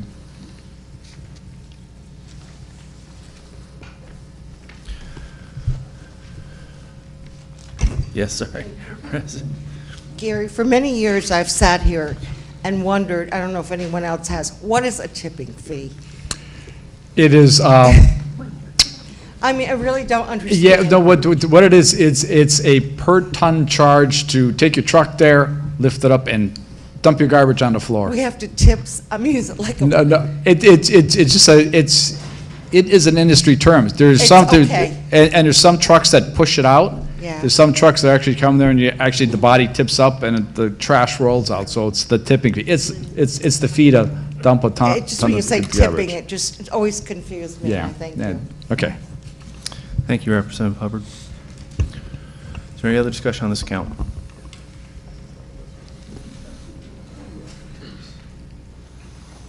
Seeing none, we'll vote. All those in favor of $1,477,092 for account 2030 Solid Waste Fund, please say aye. Aye. Opposed? Abstentions?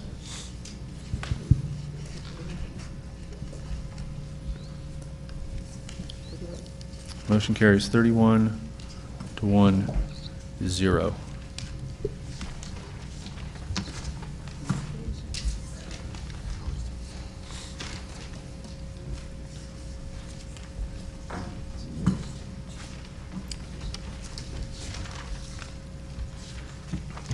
Account 6040, Fleet Reserve Fund. The town manager's request was $1,574,442. Town council number was $1,204,492. We had a lot of discussion on this, and we came up with a number of $1,574,442, which is the town manager's request. I realize it needs a 2/3 or over 2/3 majority to pass. Our rationale was, for one thing, they took a huge hit last year. And it seemed unfair for them to take an additional hit this year, when they took a huge hit last year, and with the idea that we'll kick the can down the road one more year and then start to replace some of the vehicles. And we're doing it again. We're kicking it down the road.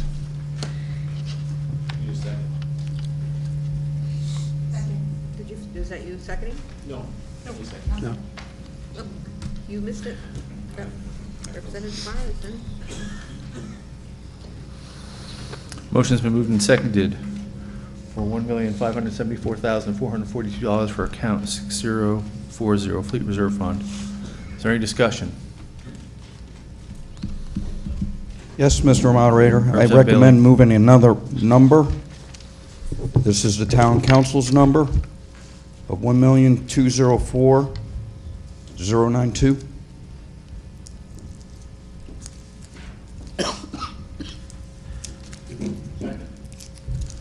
Seconded by Wilson. Motion's been moved and seconded for $1,204,092 for account 6040 Fleet Reserve Fund. Representative Wilson, would you like to give your rationale, please? Or, I'm sorry, Representative Bailey, you're just saying the town council's number? Yes, this is going with the town council's approved number and is kind of consistent with what we're going to have to tighten up for come July, whenever we get word of what we're going to receive from the state. It's pretty basic, that's all. Representative Wilson. Thank you, Mr. Bailey. Thank you, Mr. Moderator.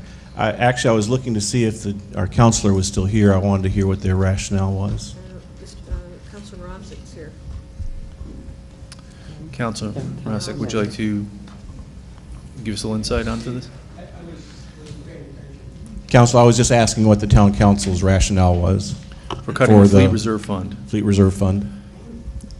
Well, I think, Rich Moravsik, Town Councilor, what I think we were doing was we were looking for areas where we could cut, and that seemed to be an area that we agreed upon. And certainly, you know, we should be able to live without some of the items or some of the vehicles that we were talking about. So yeah, it's one of these things where we're looking to cut everywhere we can, because don't forget, we're going to get a hit from the state. And I think, you know, a lot of us have to realize that some of the cuts that we made in the council, we certainly wouldn't have wanted to do it, but we had to do something. Otherwise, our taxes are going to go up. And all the things that we enjoy and cherish, you know, some of these people, the seniors and what have you, will start to bail out and go down to Florida. I know they're doing that now. So we want to keep these people here. We want to keep our town the way it is. And so some of these cuts we have to take. Representative Baker.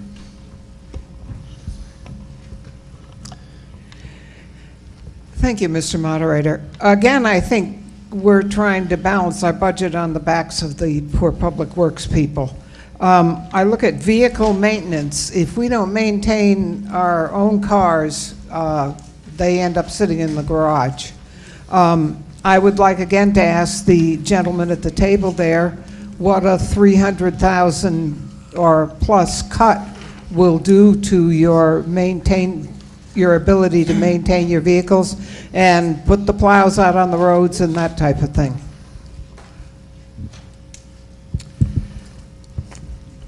If you look on page 150 of your budget book, you see numerous vehicles listed there. Although those vehicles are due or are either due for replacement or over the replacement date.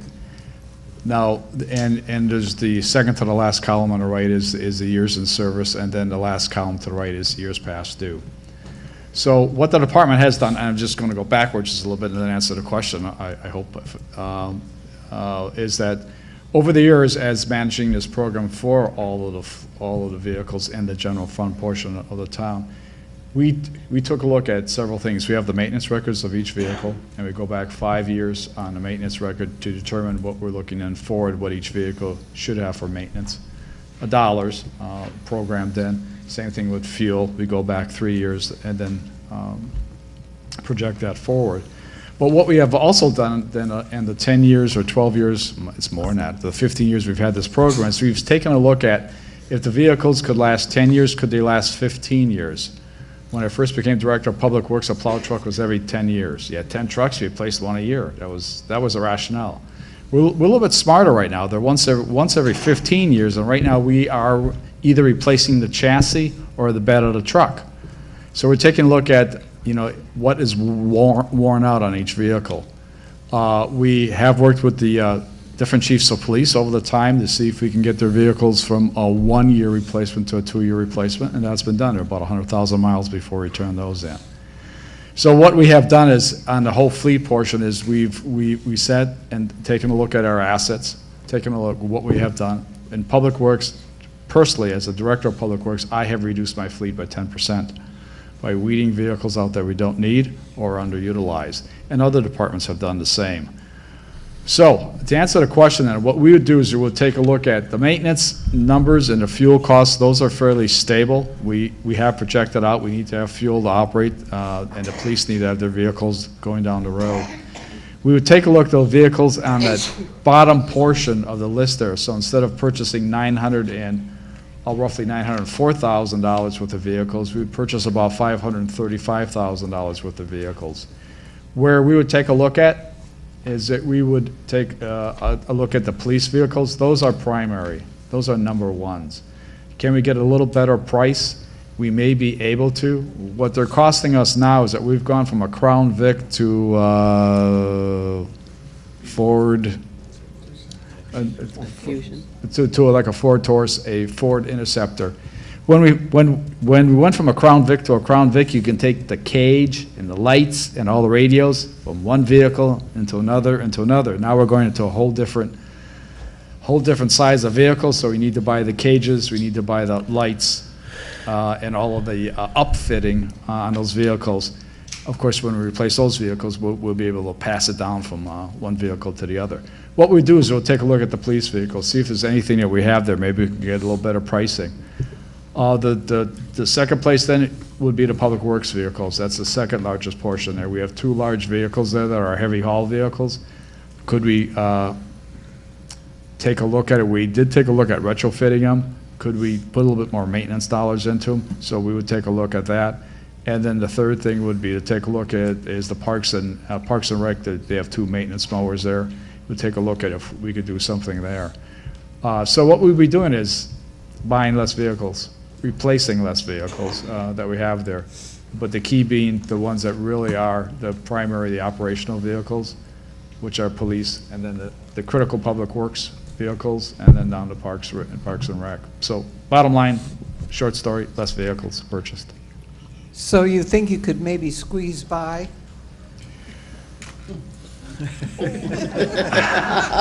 I've done this for 34 years, and it's the same answer. Absolutely.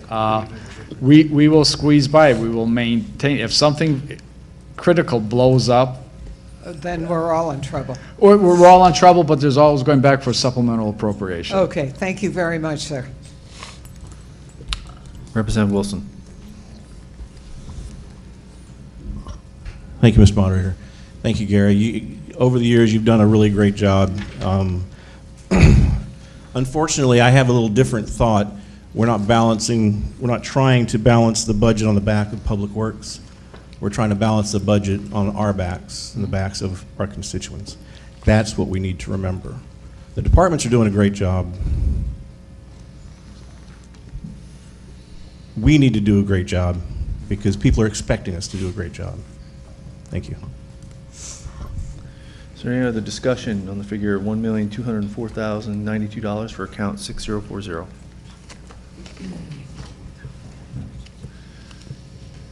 Seeing none, we will vote. All those in favor of $1,204,092 for account 6040 Fleet Reserve Fund, please say aye. Aye. Opposed? Powers. Casper. Wells. Merritt. Steinford. That's it.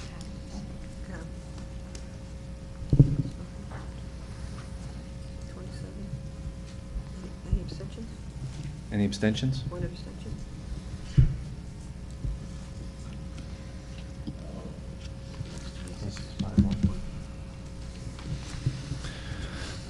The motion carries 26-5-1. I think we should take a short recess, 10-minute break. So we're recessed.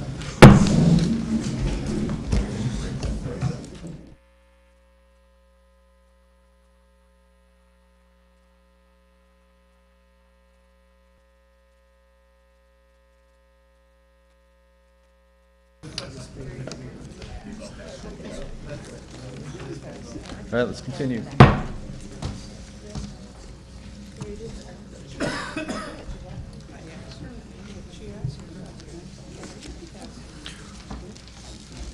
Our next account is C.I.P. 1G, North Stonington Road Bridge, page B13 of your budget book.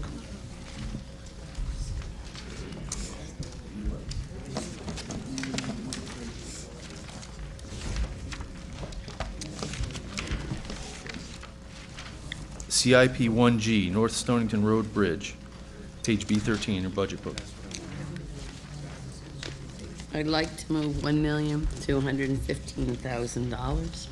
Again, that was not the town council's number.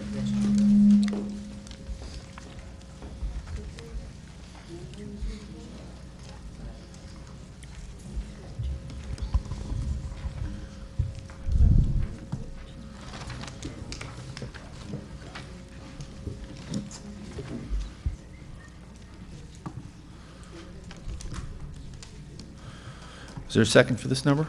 Second. Motion's been moved and seconded for $1,215,000 for CIP account 1G. Town council had zeroed this out, right? Can you please give rationale for your committee? Absolutely. Our portion of this is actually $309,000. Stonington would pay $309,000, and the rest would be paid by the state of $597,000. Part of my rationale was, this is the first time in 6 years Stonington has anteed up their portion of the money. And I don't know how often that's going to happen. We kicked the can down the road on this one. They can always say no next year.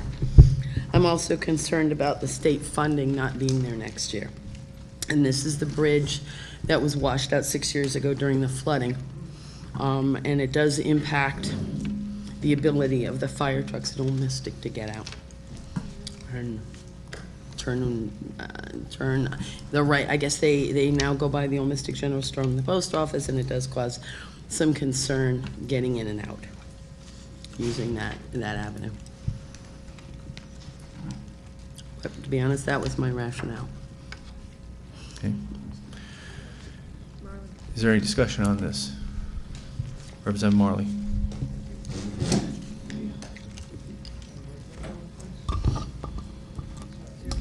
I'd like to move a new number. 0. I have a problem with sending Groton taxpayer money to another town. In addition, this bridge has been out for 6 years, and I know of no major concern. You know, we did receive a letter from an individual explaining, you know, potential concern, but as far as I know, there's been no issues with the fire trucks getting around the corner in Mystic. That's my rationale. Representative McDermott. And can everybody please make sure you speak into the microphone when you talk? Thank you. I spoke to Ken Richards today, the fire chief over in Old Mystic, and I don't know how many people are familiar with where that bridge is exactly, but it's over in Old Mystic, and there's like a country store right on the corner, and there are 2 stop signs. The problem is that they have not had an accident there yet, but he thinks it's just a matter of time before something happens. And it is a concern because when they go around that corner, because they don't have the bridge, they go around that corner, they have to move into the lane of the opposing traffic. Also, when they have a heavy accumulation of snow, it really becomes a problem. I asked them, why couldn't you just knock off some of those parking places where the country store is, put a Jersey barrier or something up so people can't park there, so they don't have a real big deal getting around that corner? They can't do that. Philosophically, I would like to go with the 0 too. But the question I have is, FEMA, I believe, are the people that are involved in this, not the state. And there seems to be some question as to how long that funding is going to be good for. You know, I would really hate to lose $600,000. And Mark, do you know the answer to that? It is DOT funding. It is DOT? It's not FEMA funding, and the bridge wasn't taken out as a result of the storm 6-7 years ago. It was a result of the storm that we realized that the bridge had structural problems.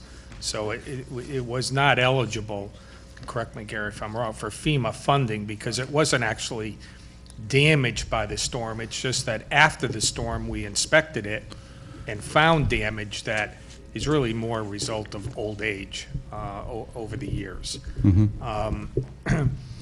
And just, if I could, as has been explained, this is a bridge that connects the town of Groton with the town of Stonington.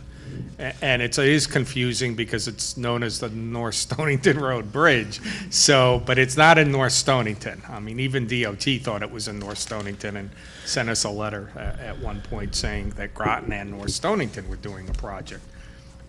And the reason it's a $1.2 million project and why it appears in your book is the charter requires that no matter what the source of funding, the RTM has to approve the full dollar amount. So this is a little unusual. It's really a joint project between the town of Stonington and the town of Groton.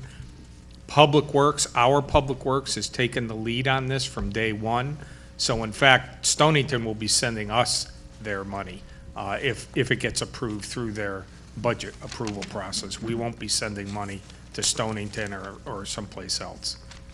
In terms of the grant, it's my understanding that the grant is still there. I don't know, you know, if we delay a year, if it would be there. Maybe possibly Gary has some further information, but I would say if the grant's very important to doing this project to everybody in the room, then you'd be better off to approve the project to happen, because there are no promises that the funding's going to be available next year. Who knows? It is available right now according to our latest discussions we've had with DOT. I don't know if it's going to be available a year from now. Okay. Nobody seems to know the answer to the question then. The fire chief didn't know either. Yeah, Ken I Richards think it's didn't fair. know. I mean, we've had this money for a while. We've Yeah. had, I mean, this, I think Public Works put the application in February of 2015 or 2016 maybe. So they've made a commitment. I'm sure the state would like to see this project get done, and or us tell them, we're not going ahead with the project, here's your money back. Because these are competitively, these dollars are, you know, if we don't use it, they would probably like to pass it on to some other community to do a similar project someplace else. Can we make a determination from somebody in a reasonable amount of time to find out whether that's possible? In other words, We can ask the question. I mean, I think we should, really, because who wants to spend $300,000 if they don't have to, but, thank you. Representative Quinn? Is Stonington guaranteeing it? I mean, you sounded a little like if they pass the budget, or is... Well, they haven't approved their budget yet, as But far as they I have know. but they have the 300. The first selectman has indicated to myself and the town council that he has put the money in his proposed budget, just as I put the money in my proposed budget. But they can vote it out, just like we can vote it out. Correct. Yeah. And if we put it in and they don't... We don't have the money for a project at that point. Okay. Representative Wells, you had your hand up? Representative Wells, you had your hand up earlier? Oh, yeah. My Sorry. hearing isn't that good. Sorry. I attended the council meeting when this item came up, and they didn't vote to zero it. They voted to put it off, to consider it, to see how much money they got from the state. And nobody's really quite explained why we were supposed to write to Hartford and tell them, if you guys don't give us more money, we won't take the $600,000 you've already offered us. So they voted, they said to put it down, and the mayor said, we really want to do this project, don't we? And I think one of the councilors said, yeah. But other than that, it wasn't a formal vote.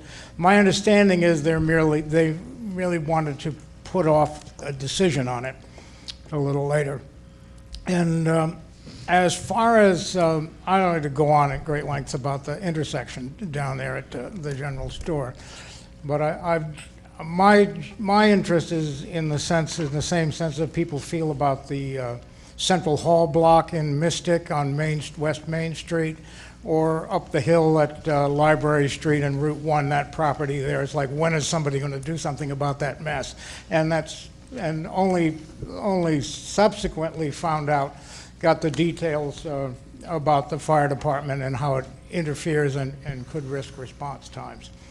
They go out on every call out of Old Mystic. They keep a shorter truck there because of some of the roads are difficult to get around, even to go the back way out. Lantern Hill Road, if you go around there, you'll look at that road, you can see it's steep and it's gouged. A larger fire truck can't make it, it will bottom out. So anyway, that North Stonington Road was originally built with private money as part of the Groton Stonington Turnpike in 1818. The road around the general store was there in 1818, but apparently, just like our fire trucks have trouble, coaches, stage coaches with teams of horses, wagons with teams of horses, didn't want to go that way. They go the other way. The Groton Stonington Turnpike connected with the Hopkinton Richmond Turnpike and ultimately formed the New London to Providence Turnpike, possibly the first interstate turnpike in the country. And Stonington got the raw deal on this because they thought they told the surveyors, the turnpike people, pick your route. They had built a carriage road from Westerly and were hoping they would connect with that. And they didn't. They just went straight through the woods, and so they were, Stonington got snookered. So we owe it to them. And apparently the project will get done, if we go forward with it, it'll get done in 2018, which would be just in time for the bicentennial of Groton to Stonington Turnpike.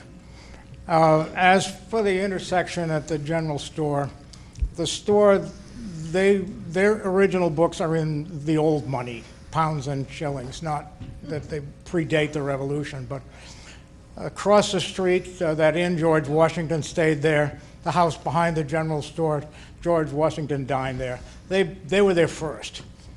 And so and I found out that if a car pulls to the stop line in front of the general store, and parks, that car cannot see the driver of a car at the stop line on the bridge coming from Groton. Only the traffic coming north can see people approaching or at the intersection. You might see a bumper, but you can't see somebody. So I remember Carl Strand, the director of the thing, he said they run through that stop sign. They don't go through that stop sign any more than they go through any other stop signs, except that they usually have to pull a car length or so through it in order to get a clear picture as to who's at the other intersection. So the only way really to fix it would be to, if you enforce the rule, you're not to park within 10 feet of the intersection, you'd put the general store out of business.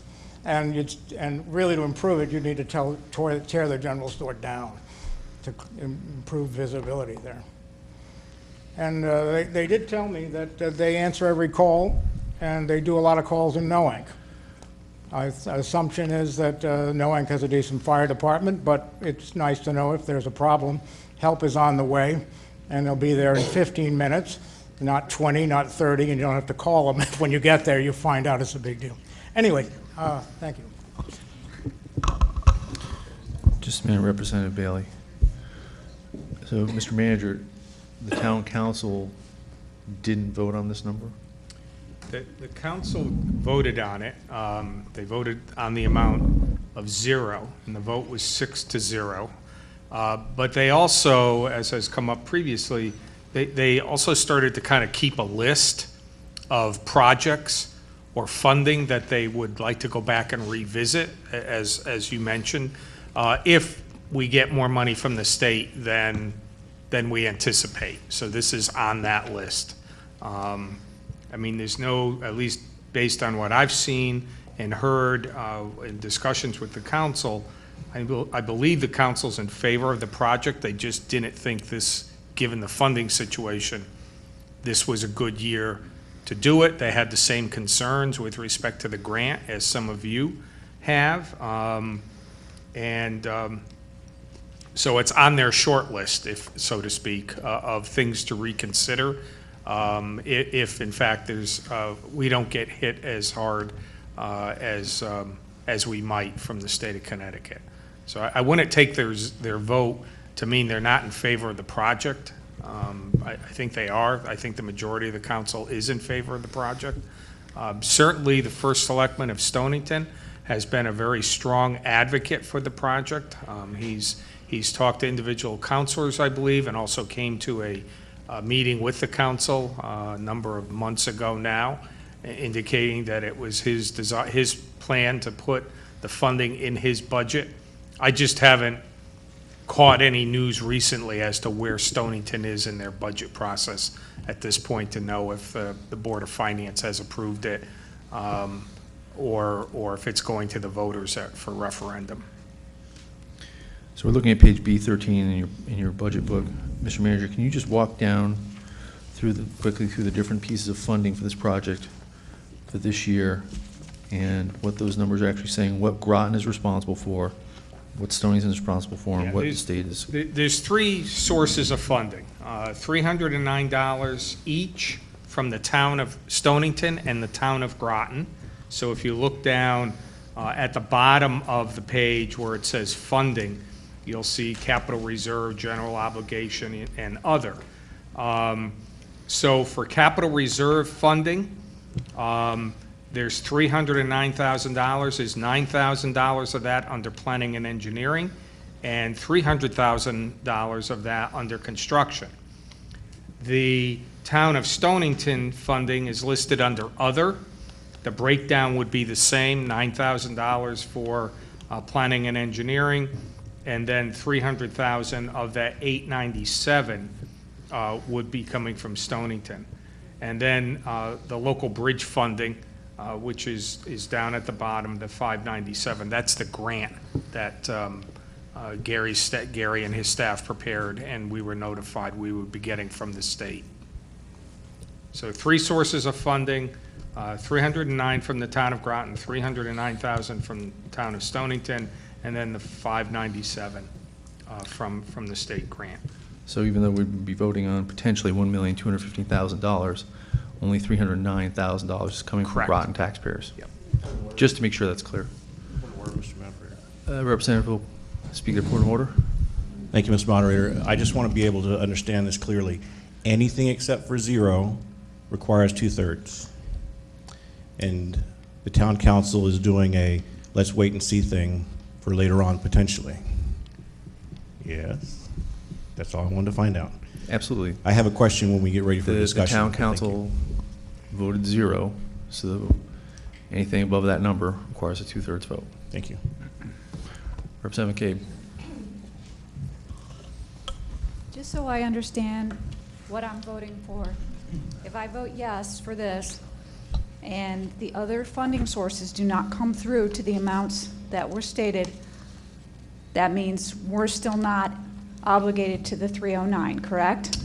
If we don't get the grant or if we don't get funding from Stonington, we do not have a project. We do not have enough money to do the project.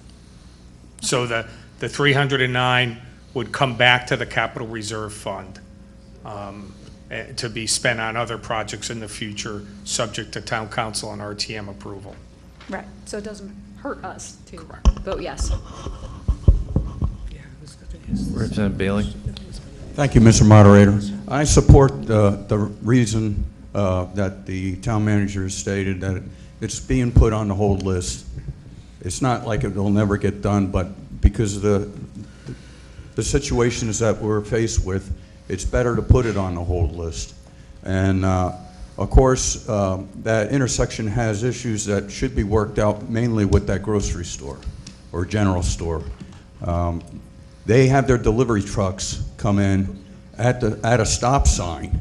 It's okay to stop at a stop sign, but to park and do deliveries right at a stop sign, and just abreast from it, across the street is another delivery truck.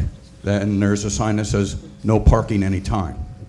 On the other side, on that same side of the stop sign, is another sign that says, do not block entrances anytime. And I think it's probably who of the town of Stonington to enforce the law, and with a recommendation that the general store close up possibly for an hour during lunchtime, so they got that parking lot, that small little side parking lot cleared up, and they can do their deliveries right there, right at the general store. That's all. Thank you very much. Is there any other discussion? Representative Nugent. Thank you, Mr. Moderator. Although it is painful to approve another $300,000, I am going to join my fellow representatives that have spoken in favor of it. This is a disaster waiting to happen, and I would hate for us to wait till something happened where our hand was forced and funding was not available. So since the matching funding is available, I will be voting for the main motion. Thank you. Representative Knoll. I'm going to support the town council number. I think putting it on the list is a good idea. It's obviously a good project to do.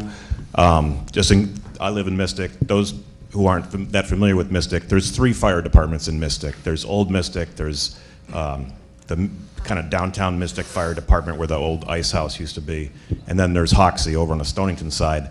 I Google mapped getting from the Mystic Fire Department to the end of River Road on this side of that side of the bridge, and it would take a car going the speed limit 8 minutes to get there.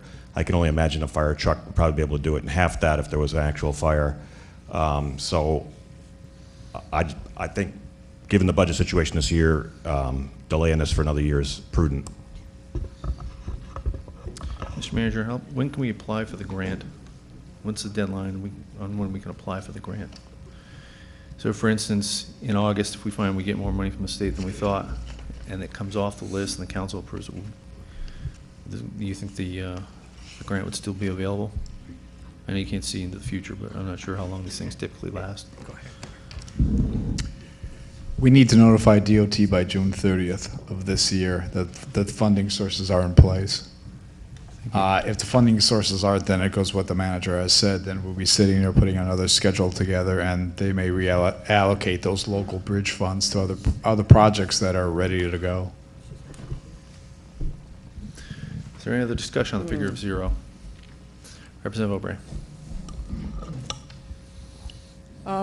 I just think it's kind of important. You know, the council did have a meeting with Stonington and made the commitment to do this repair. And I understand the financial situation that we are in, and maybe they'll end up in the same one, and maybe we won't do the project. But I think our word should be the important thing here. And I believe there was a commitment made. And I think it's something that should be kept. Councilor Mrazek, would you care to comment on that? Did we commit to the town of Stonington that we would support this project? Yes, we had a meeting at the council meeting with Ron Simmons, first selectman from Stonington, and we did agree that that would be a good idea to have that bridge built, started construction this year, once we got the grant. But you know, when we made that commitment, we didn't know about the funding. And so all of a sudden we find out that the state has taken $13.3 million from Groton. All of a sudden, the situation changed, and we started looking where we could cut.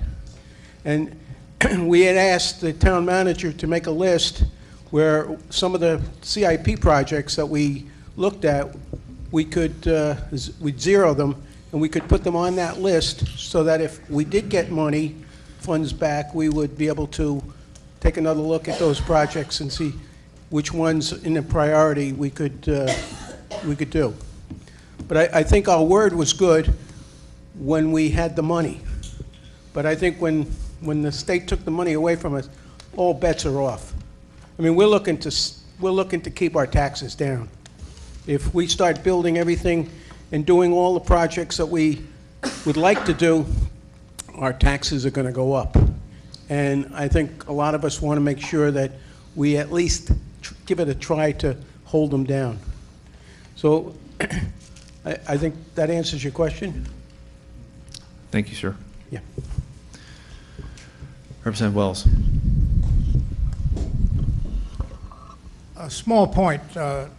First Selectman Simmons and one of the other 3 selectmen in Stonington appeared before the town council, and so 2 out of 3 of them, the third one wasn't there, said they were strongly in favor of doing the project. So we, you know, the votes were right before you for Stonington, and they said they'd find the money. Whether they can or not, we don't know. Is there any other discussion? Representative Casper. Thank you, Mr. Moderator. I would not support the 0 because I think if we do put it off, the funding from the state won't be available. We'll have to go through another request to get it, and that'll probably delay it at least 2 years. I don't know what the turnaround time is on that. But, and then if the bridge gets built without the funding, it costs more.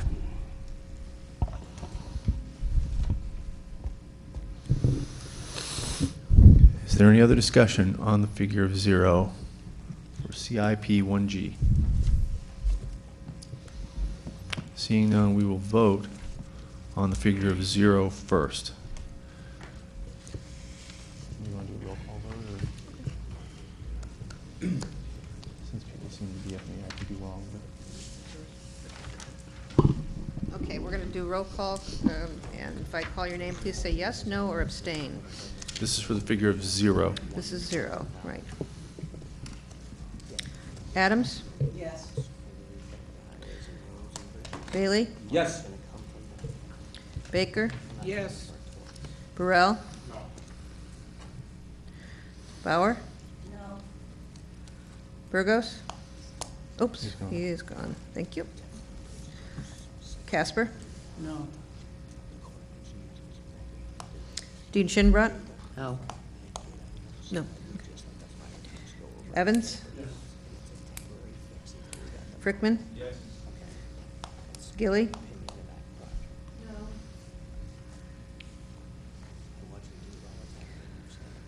Hubbard? No. Kent? Yes. Mar? Marley? Yes. Massett? Oops. McCabe? No. McDermott? Abstain. Merritt? Abstain. Nault? Yes. Nugent? No. Aubrey? No. Parker? Abstain. Pasqualini? Yeah. Powers? Yes. Quinn? Yes. Sleeker Hersant? Yes. Steinford? No. Watrous? No. Wells? No. Wilson? Yes. Newsom? Yes. 14 yes, 13 no, and 3 abstentions. Does that add up to right? Double check that. Hmm? 14 plus 13 plus 3. Yep, that's it. 14 yes, 13 no, and 3 abstentions. The motion passes 14 to 13 to 3.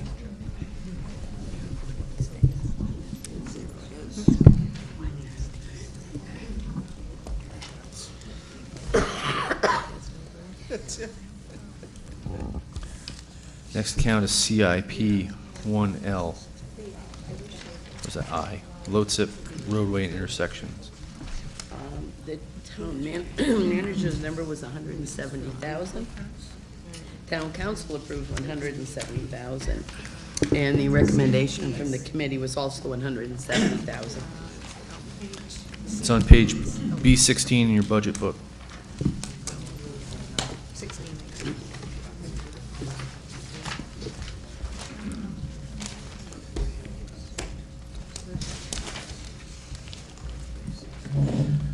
170,000? Yes. That's the motion. 170. I don't have a second. Is there a second? Motion's been moved and seconded for $170,000 for CIP 1I, Lotsip roadways and intersections. This money is to work on the intersection with King Street and Bridge Street, where the recently purchased buildings that will formerly Caldor, then Pfizer, and now Electric Boat, to redo that intersection. It needs to be redone. It's a tremendous amount of traffic in and out of there now, much more so than when it was a retail space. And in doing the redesign, there's 22 acres of DOT space behind the buildings that are currently there that are locked up but could possibly be opened up and developed. It's already industrial commercial space. So this, Mr. Manager, this is all state funding, right? Yeah. Yes, as noted in the funding down at the bottom, under other, LOTSIP is a new source of funding. They're state dollars that come down to the region. And so all of this funding, $170,000, would be coming from the state. Is there any other discussion on the CIP? We'll find out. Representative Powers. I'd like to make a motion to zero this account as well. This doesn't cost us any money. I understand that, and I'll explain my reasoning to this. We're talking about the federal government putting up $1 trillion to do infrastructure, highway, and road construction. I think that the funds that they're sending are going to send some of it to the state. I think the state's in a crisis. We all live in this state. If we take away from the education, we take away from the police force, we take away from the public works department, on and on and on it goes. I think that these funds here are where we should start to look at making cuts instead of taking it out of the education, the police, and the public service. That's why I bring the number forward as 0. Thank you. I'll second that. Seconded by Representative Wilson. Would you care to be recognized, Representative Wilson? Thank you, Mr. Moderator. We just needed a second before we could discuss it, but I think that the 0 is a little short-sighted simply because the 170 is actually state funds that wouldn't cost us. If we don't get them, we can't do the project. Just thought I'd point that out. Thank you. Any other discussion on the figure of 0? Representative Aubrey? I just have a question. Aren't we a little behind on this anyways, because they've already started working on it? Not changing anything, but the surveys are being done, you know. Well, there was funding that was approved for the For current the survey? year. Yes, for I the see. current, yeah. Okay, thank you. I mean, these dollars can't be spent for anything else. If we don't use these dollars for this project, some other town will get the dollars to do a road project. It's not as if we can move these dollars to the Board of Education or some other public works project or anything like that. Is there any other discussion on the figure of 0? Seeing none, all those in favor of $0 for CIP 1I, please say aye. Opposed? Abstentions? Motion carries unanimously. I'm sorry. Getting tired. Motion fails unanimously. What are we up to now? 30? Yeah. 0 to 30 to 0. That motion is off the floor. Is there any discussion on the amount of $170,000 for account CIP 1I? Seeing none, we'll vote. All those in favor say aye. Aye. Opposed? Representative Powers. Abstention? 29-1. Motion carries 29 to 1 to 0. Next one, CIP 2A on page B18 of your budget book. Culvert rehabilitation. The town manager requested $45,000. The town council approved $25,000, and the committee supported the town council's number of $25,000. Culvert rehabilitation. Support the town council number what? $25,000. Second. Motion's been moved and seconded for CIP account 2A, culvert rehabilitation, in the amount of $25,000. Discussion on this motion. Representative Wilson. Thank you, Mr. Moderator. Mr. Town Manager, what is the cut of $20,000 from this due to this project, please? Mr. Snyder. Okay, I was just going to make sure that that's smart.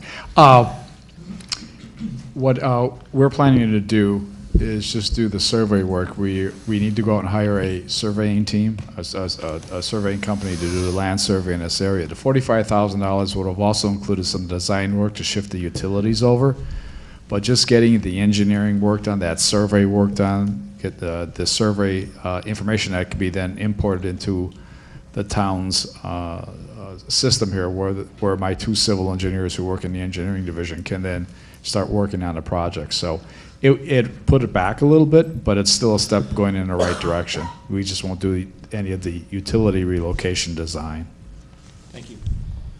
Is there any other further discussion on the amount of $25,000 for CIP 2A? Seeing none, we'll vote. All those in favor of $25,000 for CIP 2A, please say aye. Aye. Opposed? Representative Marley. Abstentions? Motion passes 29-1-0. Next one is C.I.P. 3C, Thomas Road Bikeway, page B24 in your budget book.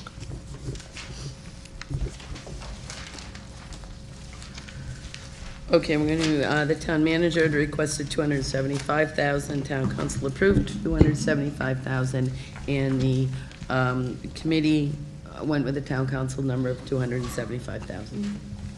So I'd like to move that number. What was it, 200 and what? And 275.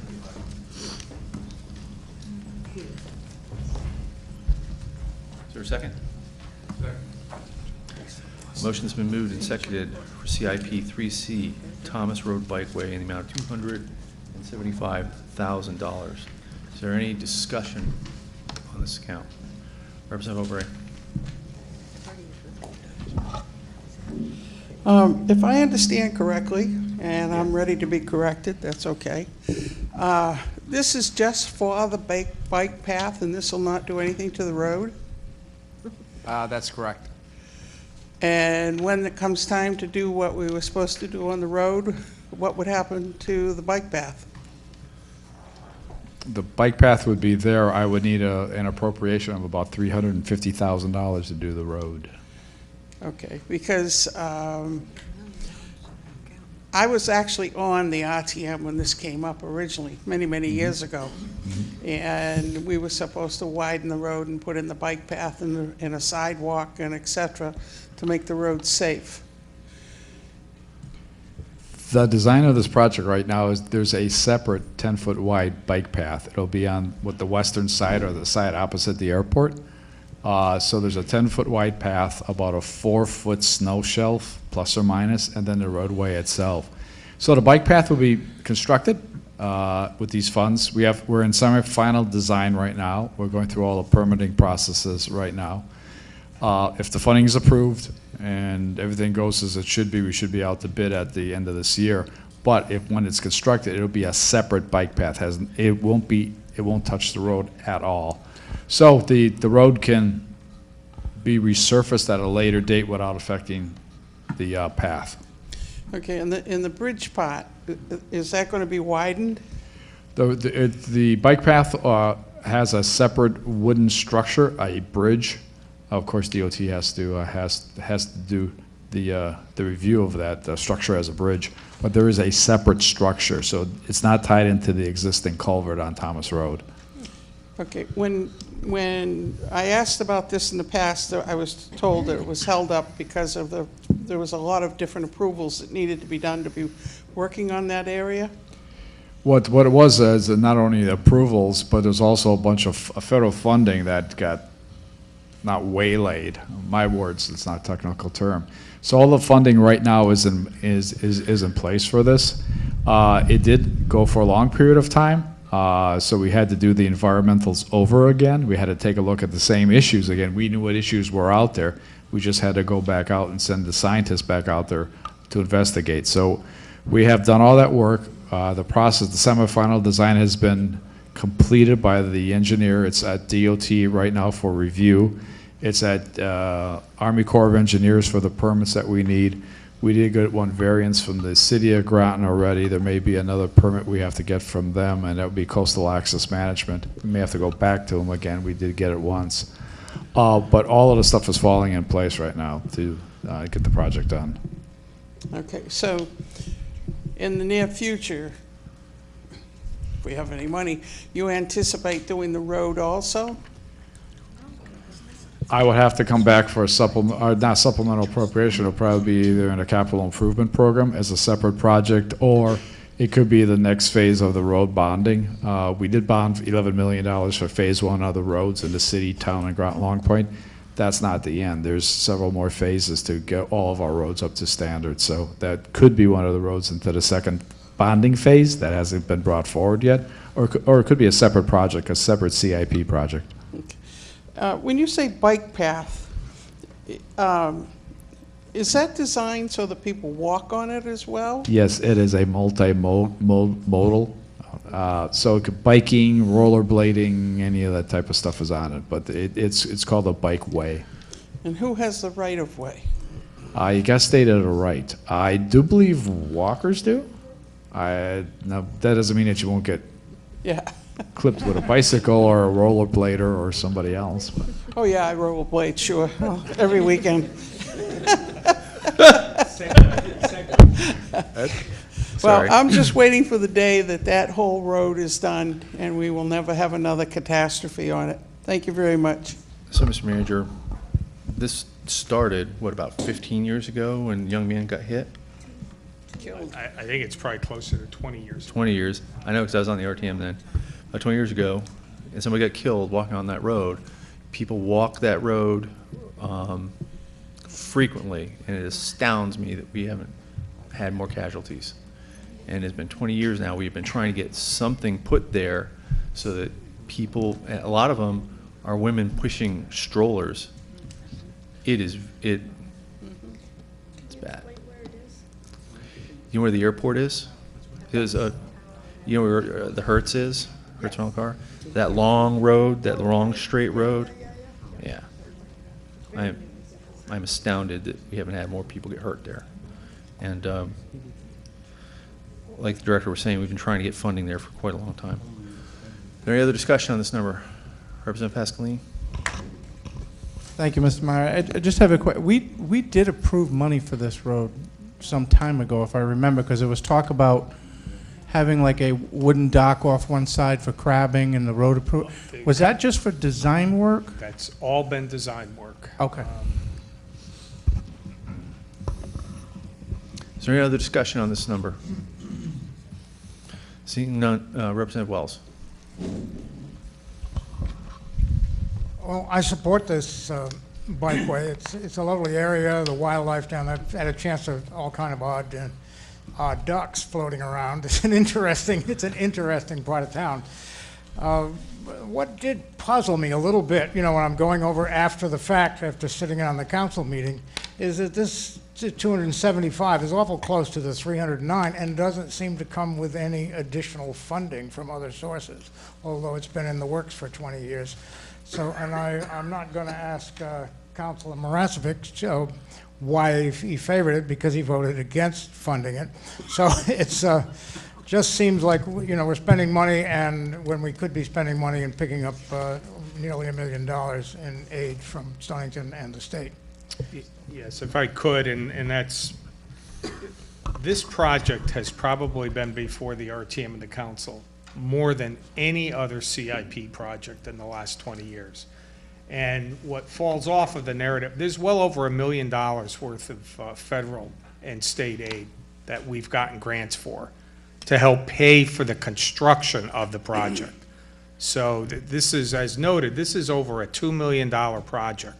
And the vast majority of that is going to be aid or funding from the state and federal government. So we have gotten grants. Is there any other discussion on the CIP? Seeing none, we'll vote the amount of $275,000 for CIP 3C Thomas Road Bikeway. All those in favor say aye. Aye. Opposed? Kent and Marley. Abstentions? Adams.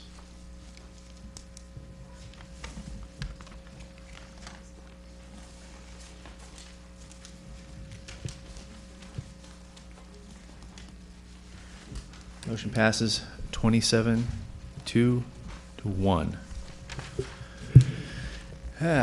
We are at 10 p.m. and per our rules, we cannot take up any more counts unless the body votes to continue. So, I will take a vote now. All those who wish to continue, at least, let's say, another half hour. All those who wish to continue, please say aye. Aye. You raise your hands, please. Opposed?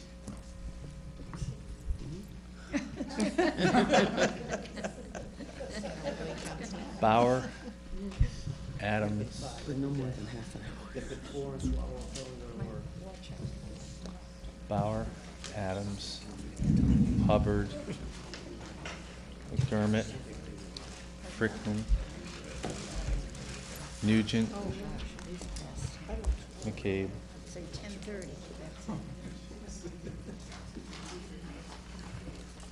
No, these are no's. Baker. Merritt.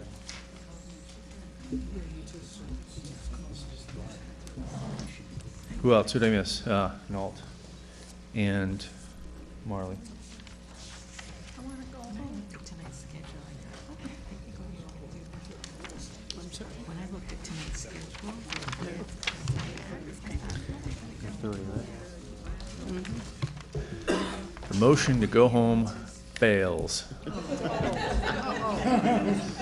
Give you to 11. 10:30. What was it? 11. 10:30. Continue.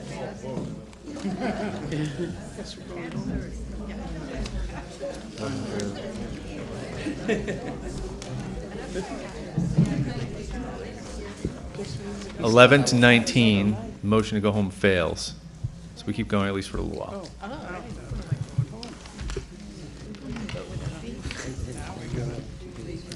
Next one, CIP 6A, Spicer House Parks and Rec Office, which is on page B58 of your budget book. The town manager had requested 90,000, the council approved 0, and the committee recommended 75,000, realizing it needs a 2/3 majority approval. So 75,000 is the number.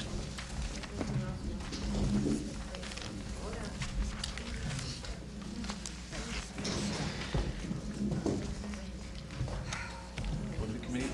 75,000.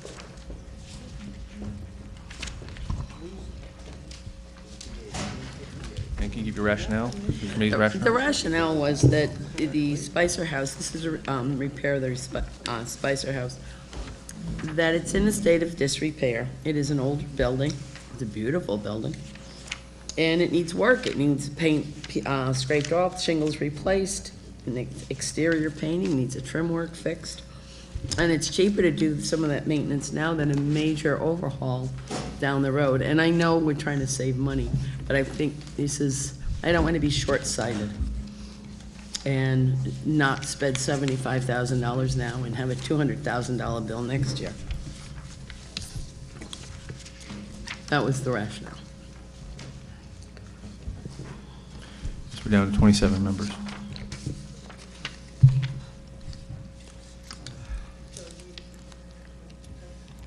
Wilson.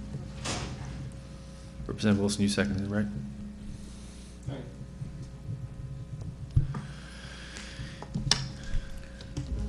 Is there any discussion on the amount of 75,000?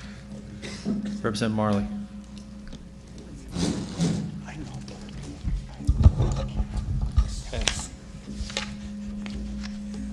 I'd like to make put a new number. I'd like to make a motion for 0.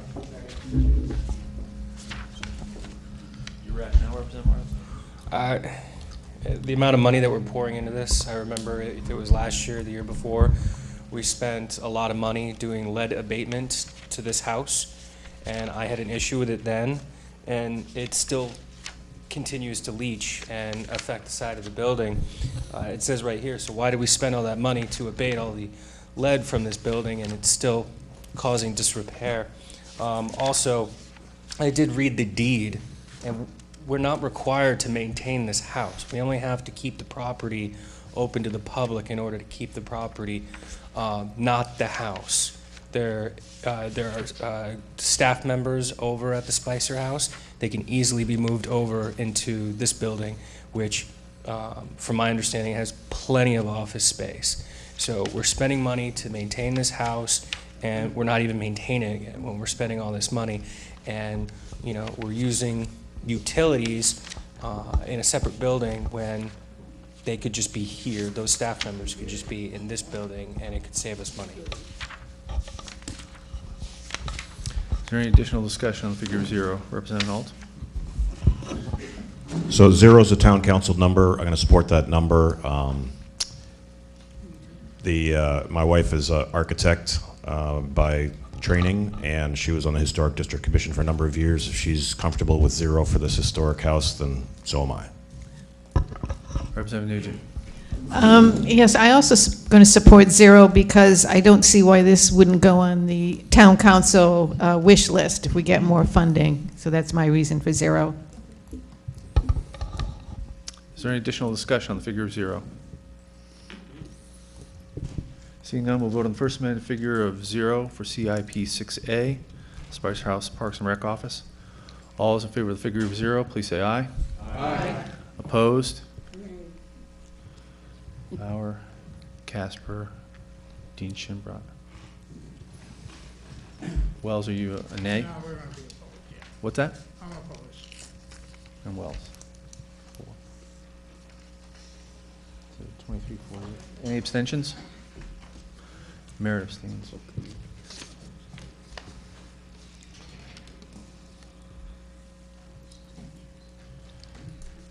Motion passes 22 to 4 to 1. Next project is CIP 6C, Town Hall Complex, page B60 of your big budget book.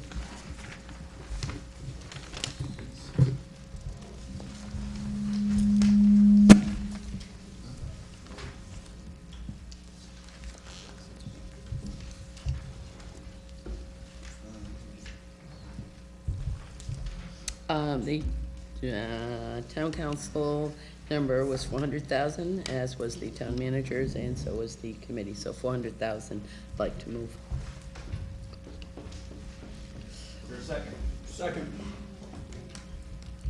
Motion has been moved and seconded. $400,000 for CIP 6C, Town Hall Complex. Is there any discussion on this motion?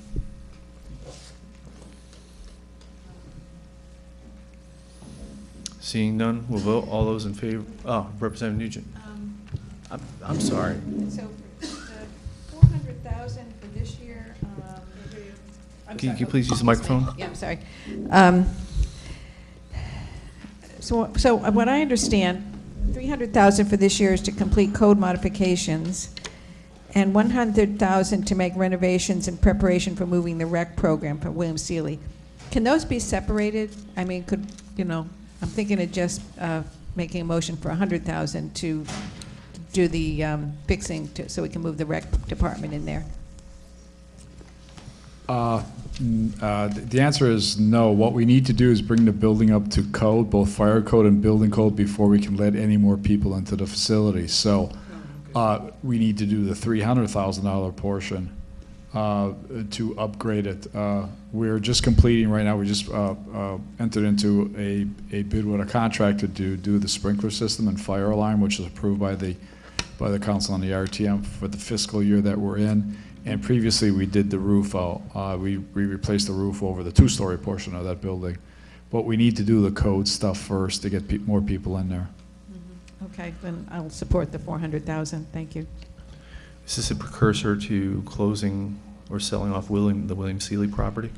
To me, what I've spoken to the manager and the Parks and Rec director is that once these two are done and we get a certificate of occupancy from our code officials, then we close William Seeley down cold, pump the oil out of the tanks, turn the lights off, and just have a fire alarm there.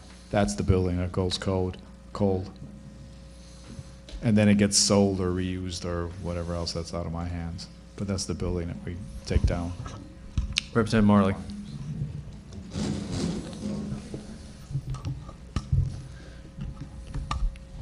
Thank you.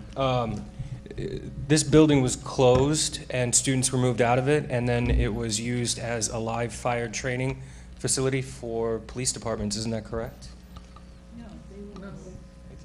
Fitch Middle, correct? This is Fitch Middle. We are letting both the K-9 police departments, the units train in the building. We're also letting for live fire, what you call live fire active shooter training in it. The code officials will let these people use that building for just that specific item.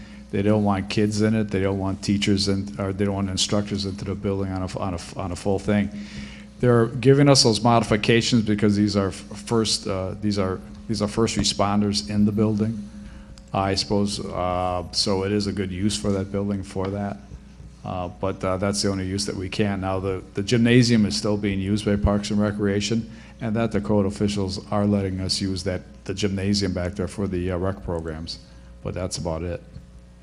Okay, thank you. And you said you plan on moving everybody out of William Seeley and making it a complete cold building? Correct. Shut it down. You take it offline.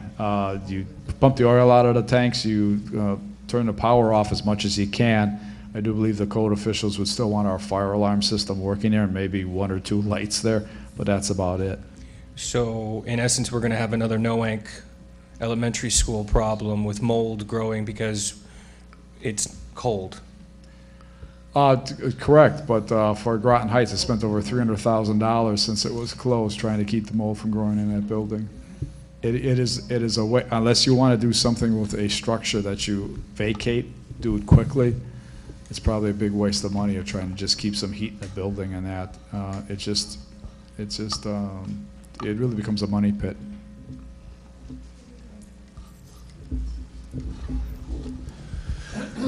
Representative Pasqualini. Thank you, Mr. Moderator. How much money are we spending right now on the school to keep it open? William Seeley? Yes. If we shut it down, what are we saving on that part?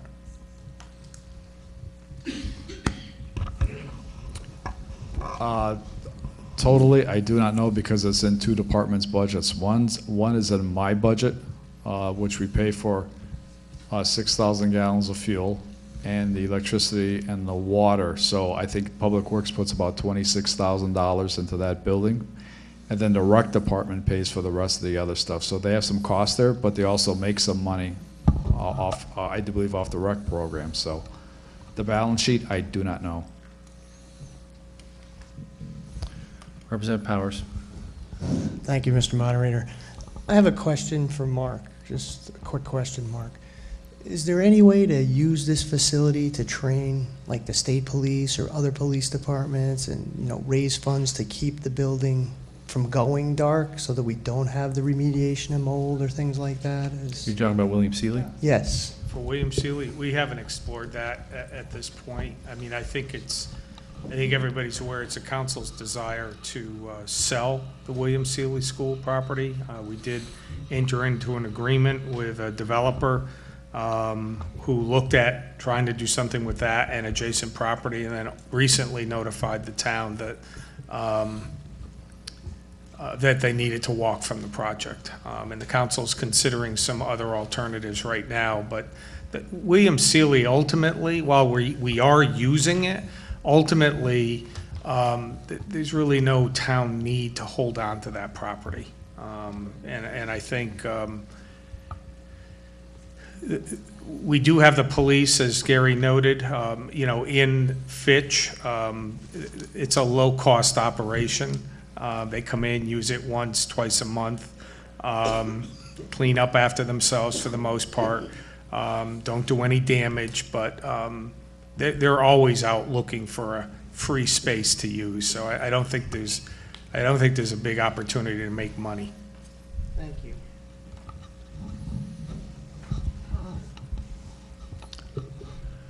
Representative O'Brien. Thank you.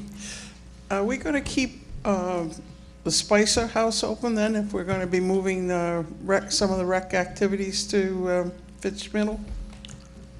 Yeah, the rec activities that we're talking about potentially moving to Fitch Middle are the programming activities that are going on at William Seeley right now. Mm-hmm.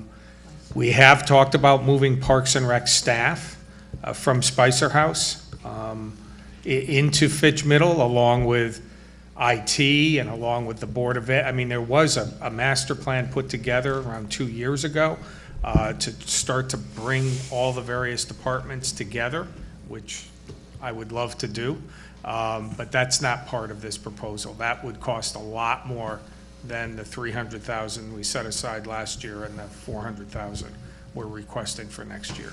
Are we just doing part of the building with this money? The entire building is going to be sprinklered as a result of the project that Gary just noted is just starting. and the other code and ADA requirements will be done so at least Parks and Rec programming can take place. There's only one elevator in that building. We're not proposing to open, as far as I know, we're not proposing to open up the second floor of the building at this point. So no, there will have to be, if we want to fully utilize this building, there's going to have to be more money spent.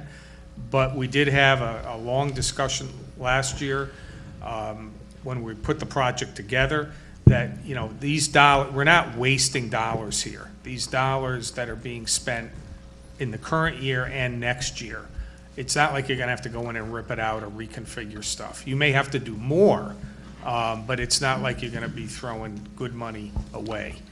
This will allow Parks and Rec to basically relocate from William Seeley and probably end up with some additional programming space also. Thank you. Representative Wells.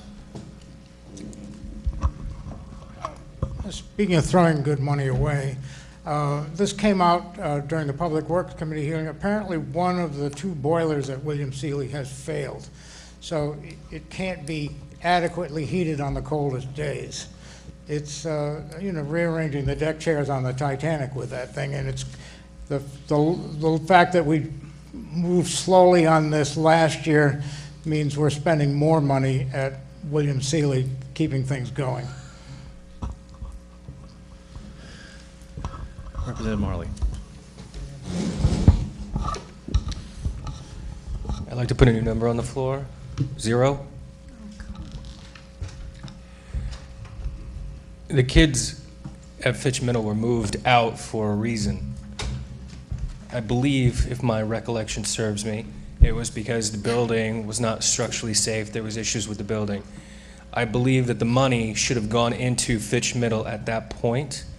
I feel that with keeping everything status quo, not only are we saving $400,000, but we're also going to potentially prevent having another issue like we have with the Noank Elementary School, which is a nightmare over in Noank that I'm sure a lot of people are familiar with.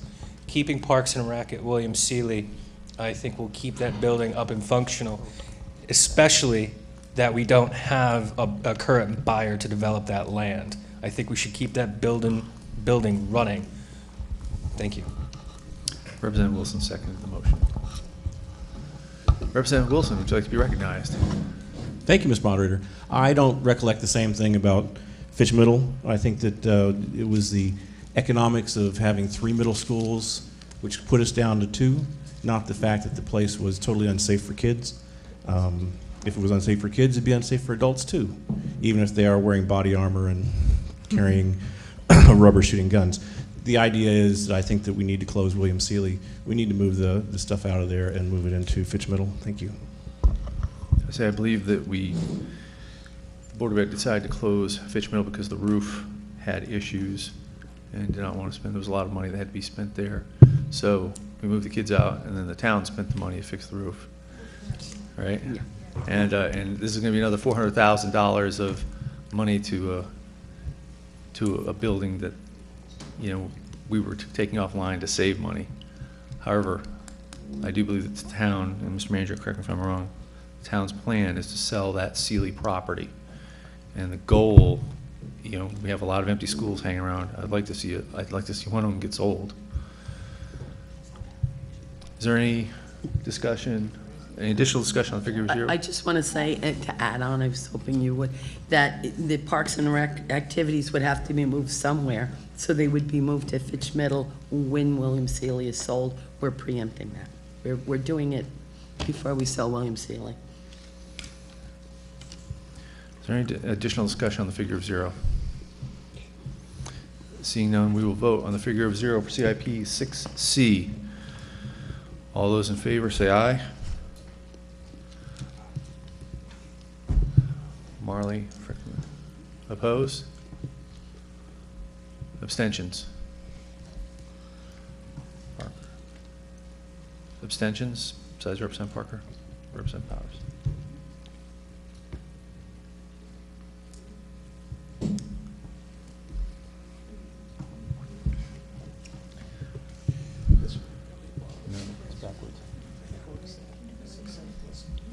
The ayes. Motion fails 2 to 22 to 2.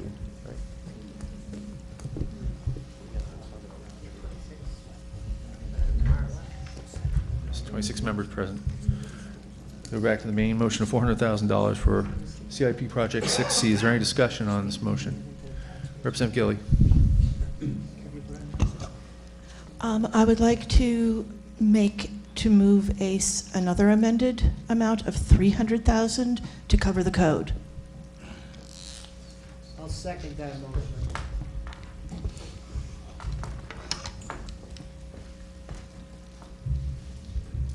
And I think that's probably adequate explanation. Is there a second? Sorry. Motion's been moved and seconded for $300,000 for CIP 6C. Is there any discussion on this amended figure? Chairman Dean, oh, you're just... Oh, saying goodbye to my husband. Bye, Mitch. She's trying awfully hard to get my attention.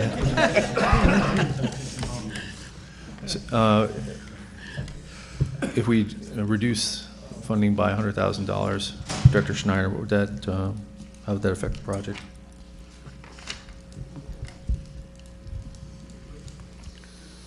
Well, since I don't dance, so it's just the it would be items that that the rec department wanted to bring over from William Seeley or improve on, which is some of the floors, the dance. From what I understand, the classes that it work better on a wooden floor. There are some of the old classrooms at Fitch Middle School that have asbestos floor tile underneath the carpet. The carpets are really bad. They're really worn, they're torn, and everything else are almost a safety issue. So once you tear up the carpet, and you probably heard this from Wes Greenleaf and from Sam from the school, you tear up the carpet, you tear up the asbestos floor tile, now you have an abatement issue. So what this would do is prepare those rooms for some of the programs they want to do. Code work, we get the people in there, we do what we can, and then we come back for funding. I don't think there would be money left over to do any of from the $300,000 from the code work to do any of those other items for the rec programs, but it would get us into the building. Is there any additional discussion on the amount of $300,000, Representative Quinn?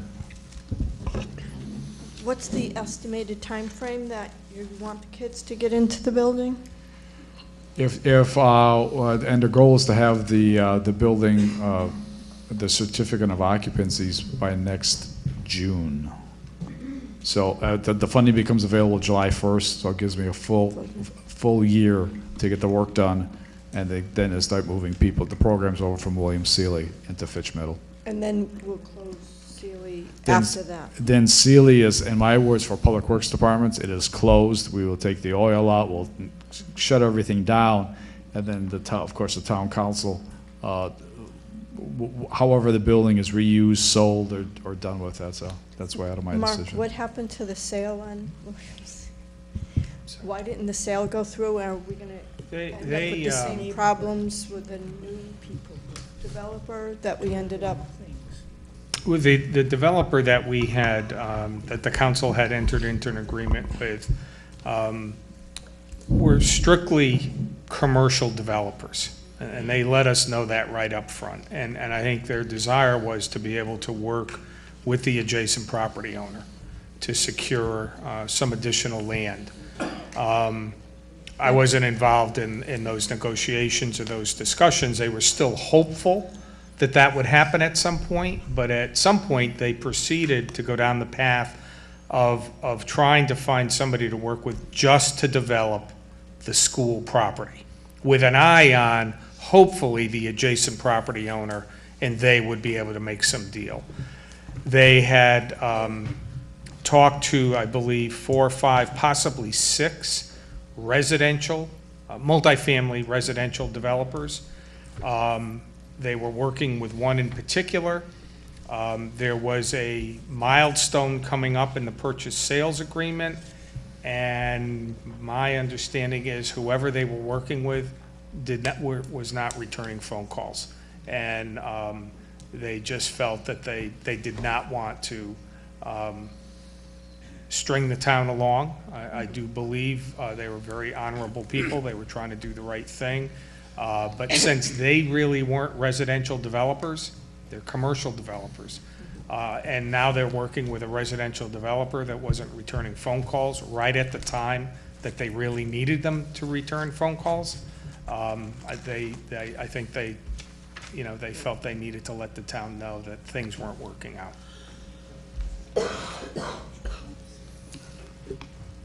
Is there any additional discussion on the First Amendment figure of $300,000? Seeing none, we will vote on the figure of $300,000 for CIP 6C. All those in favor say aye. Aye. Opposed? Brill, Casper,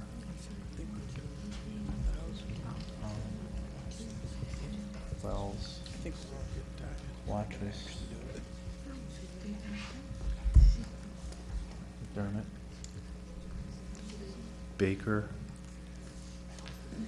Dean Schengart.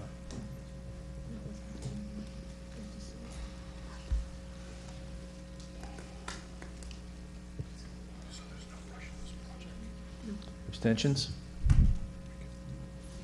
No.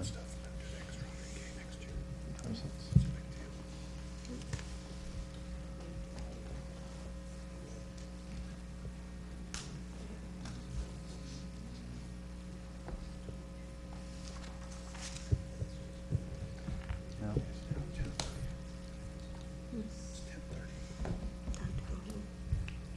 Let's take, can the noes raise your hand one more time, please?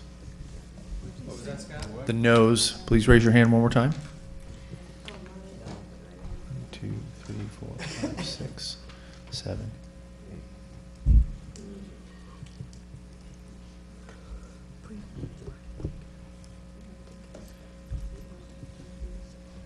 So that's 18 noes. 26 minus 8.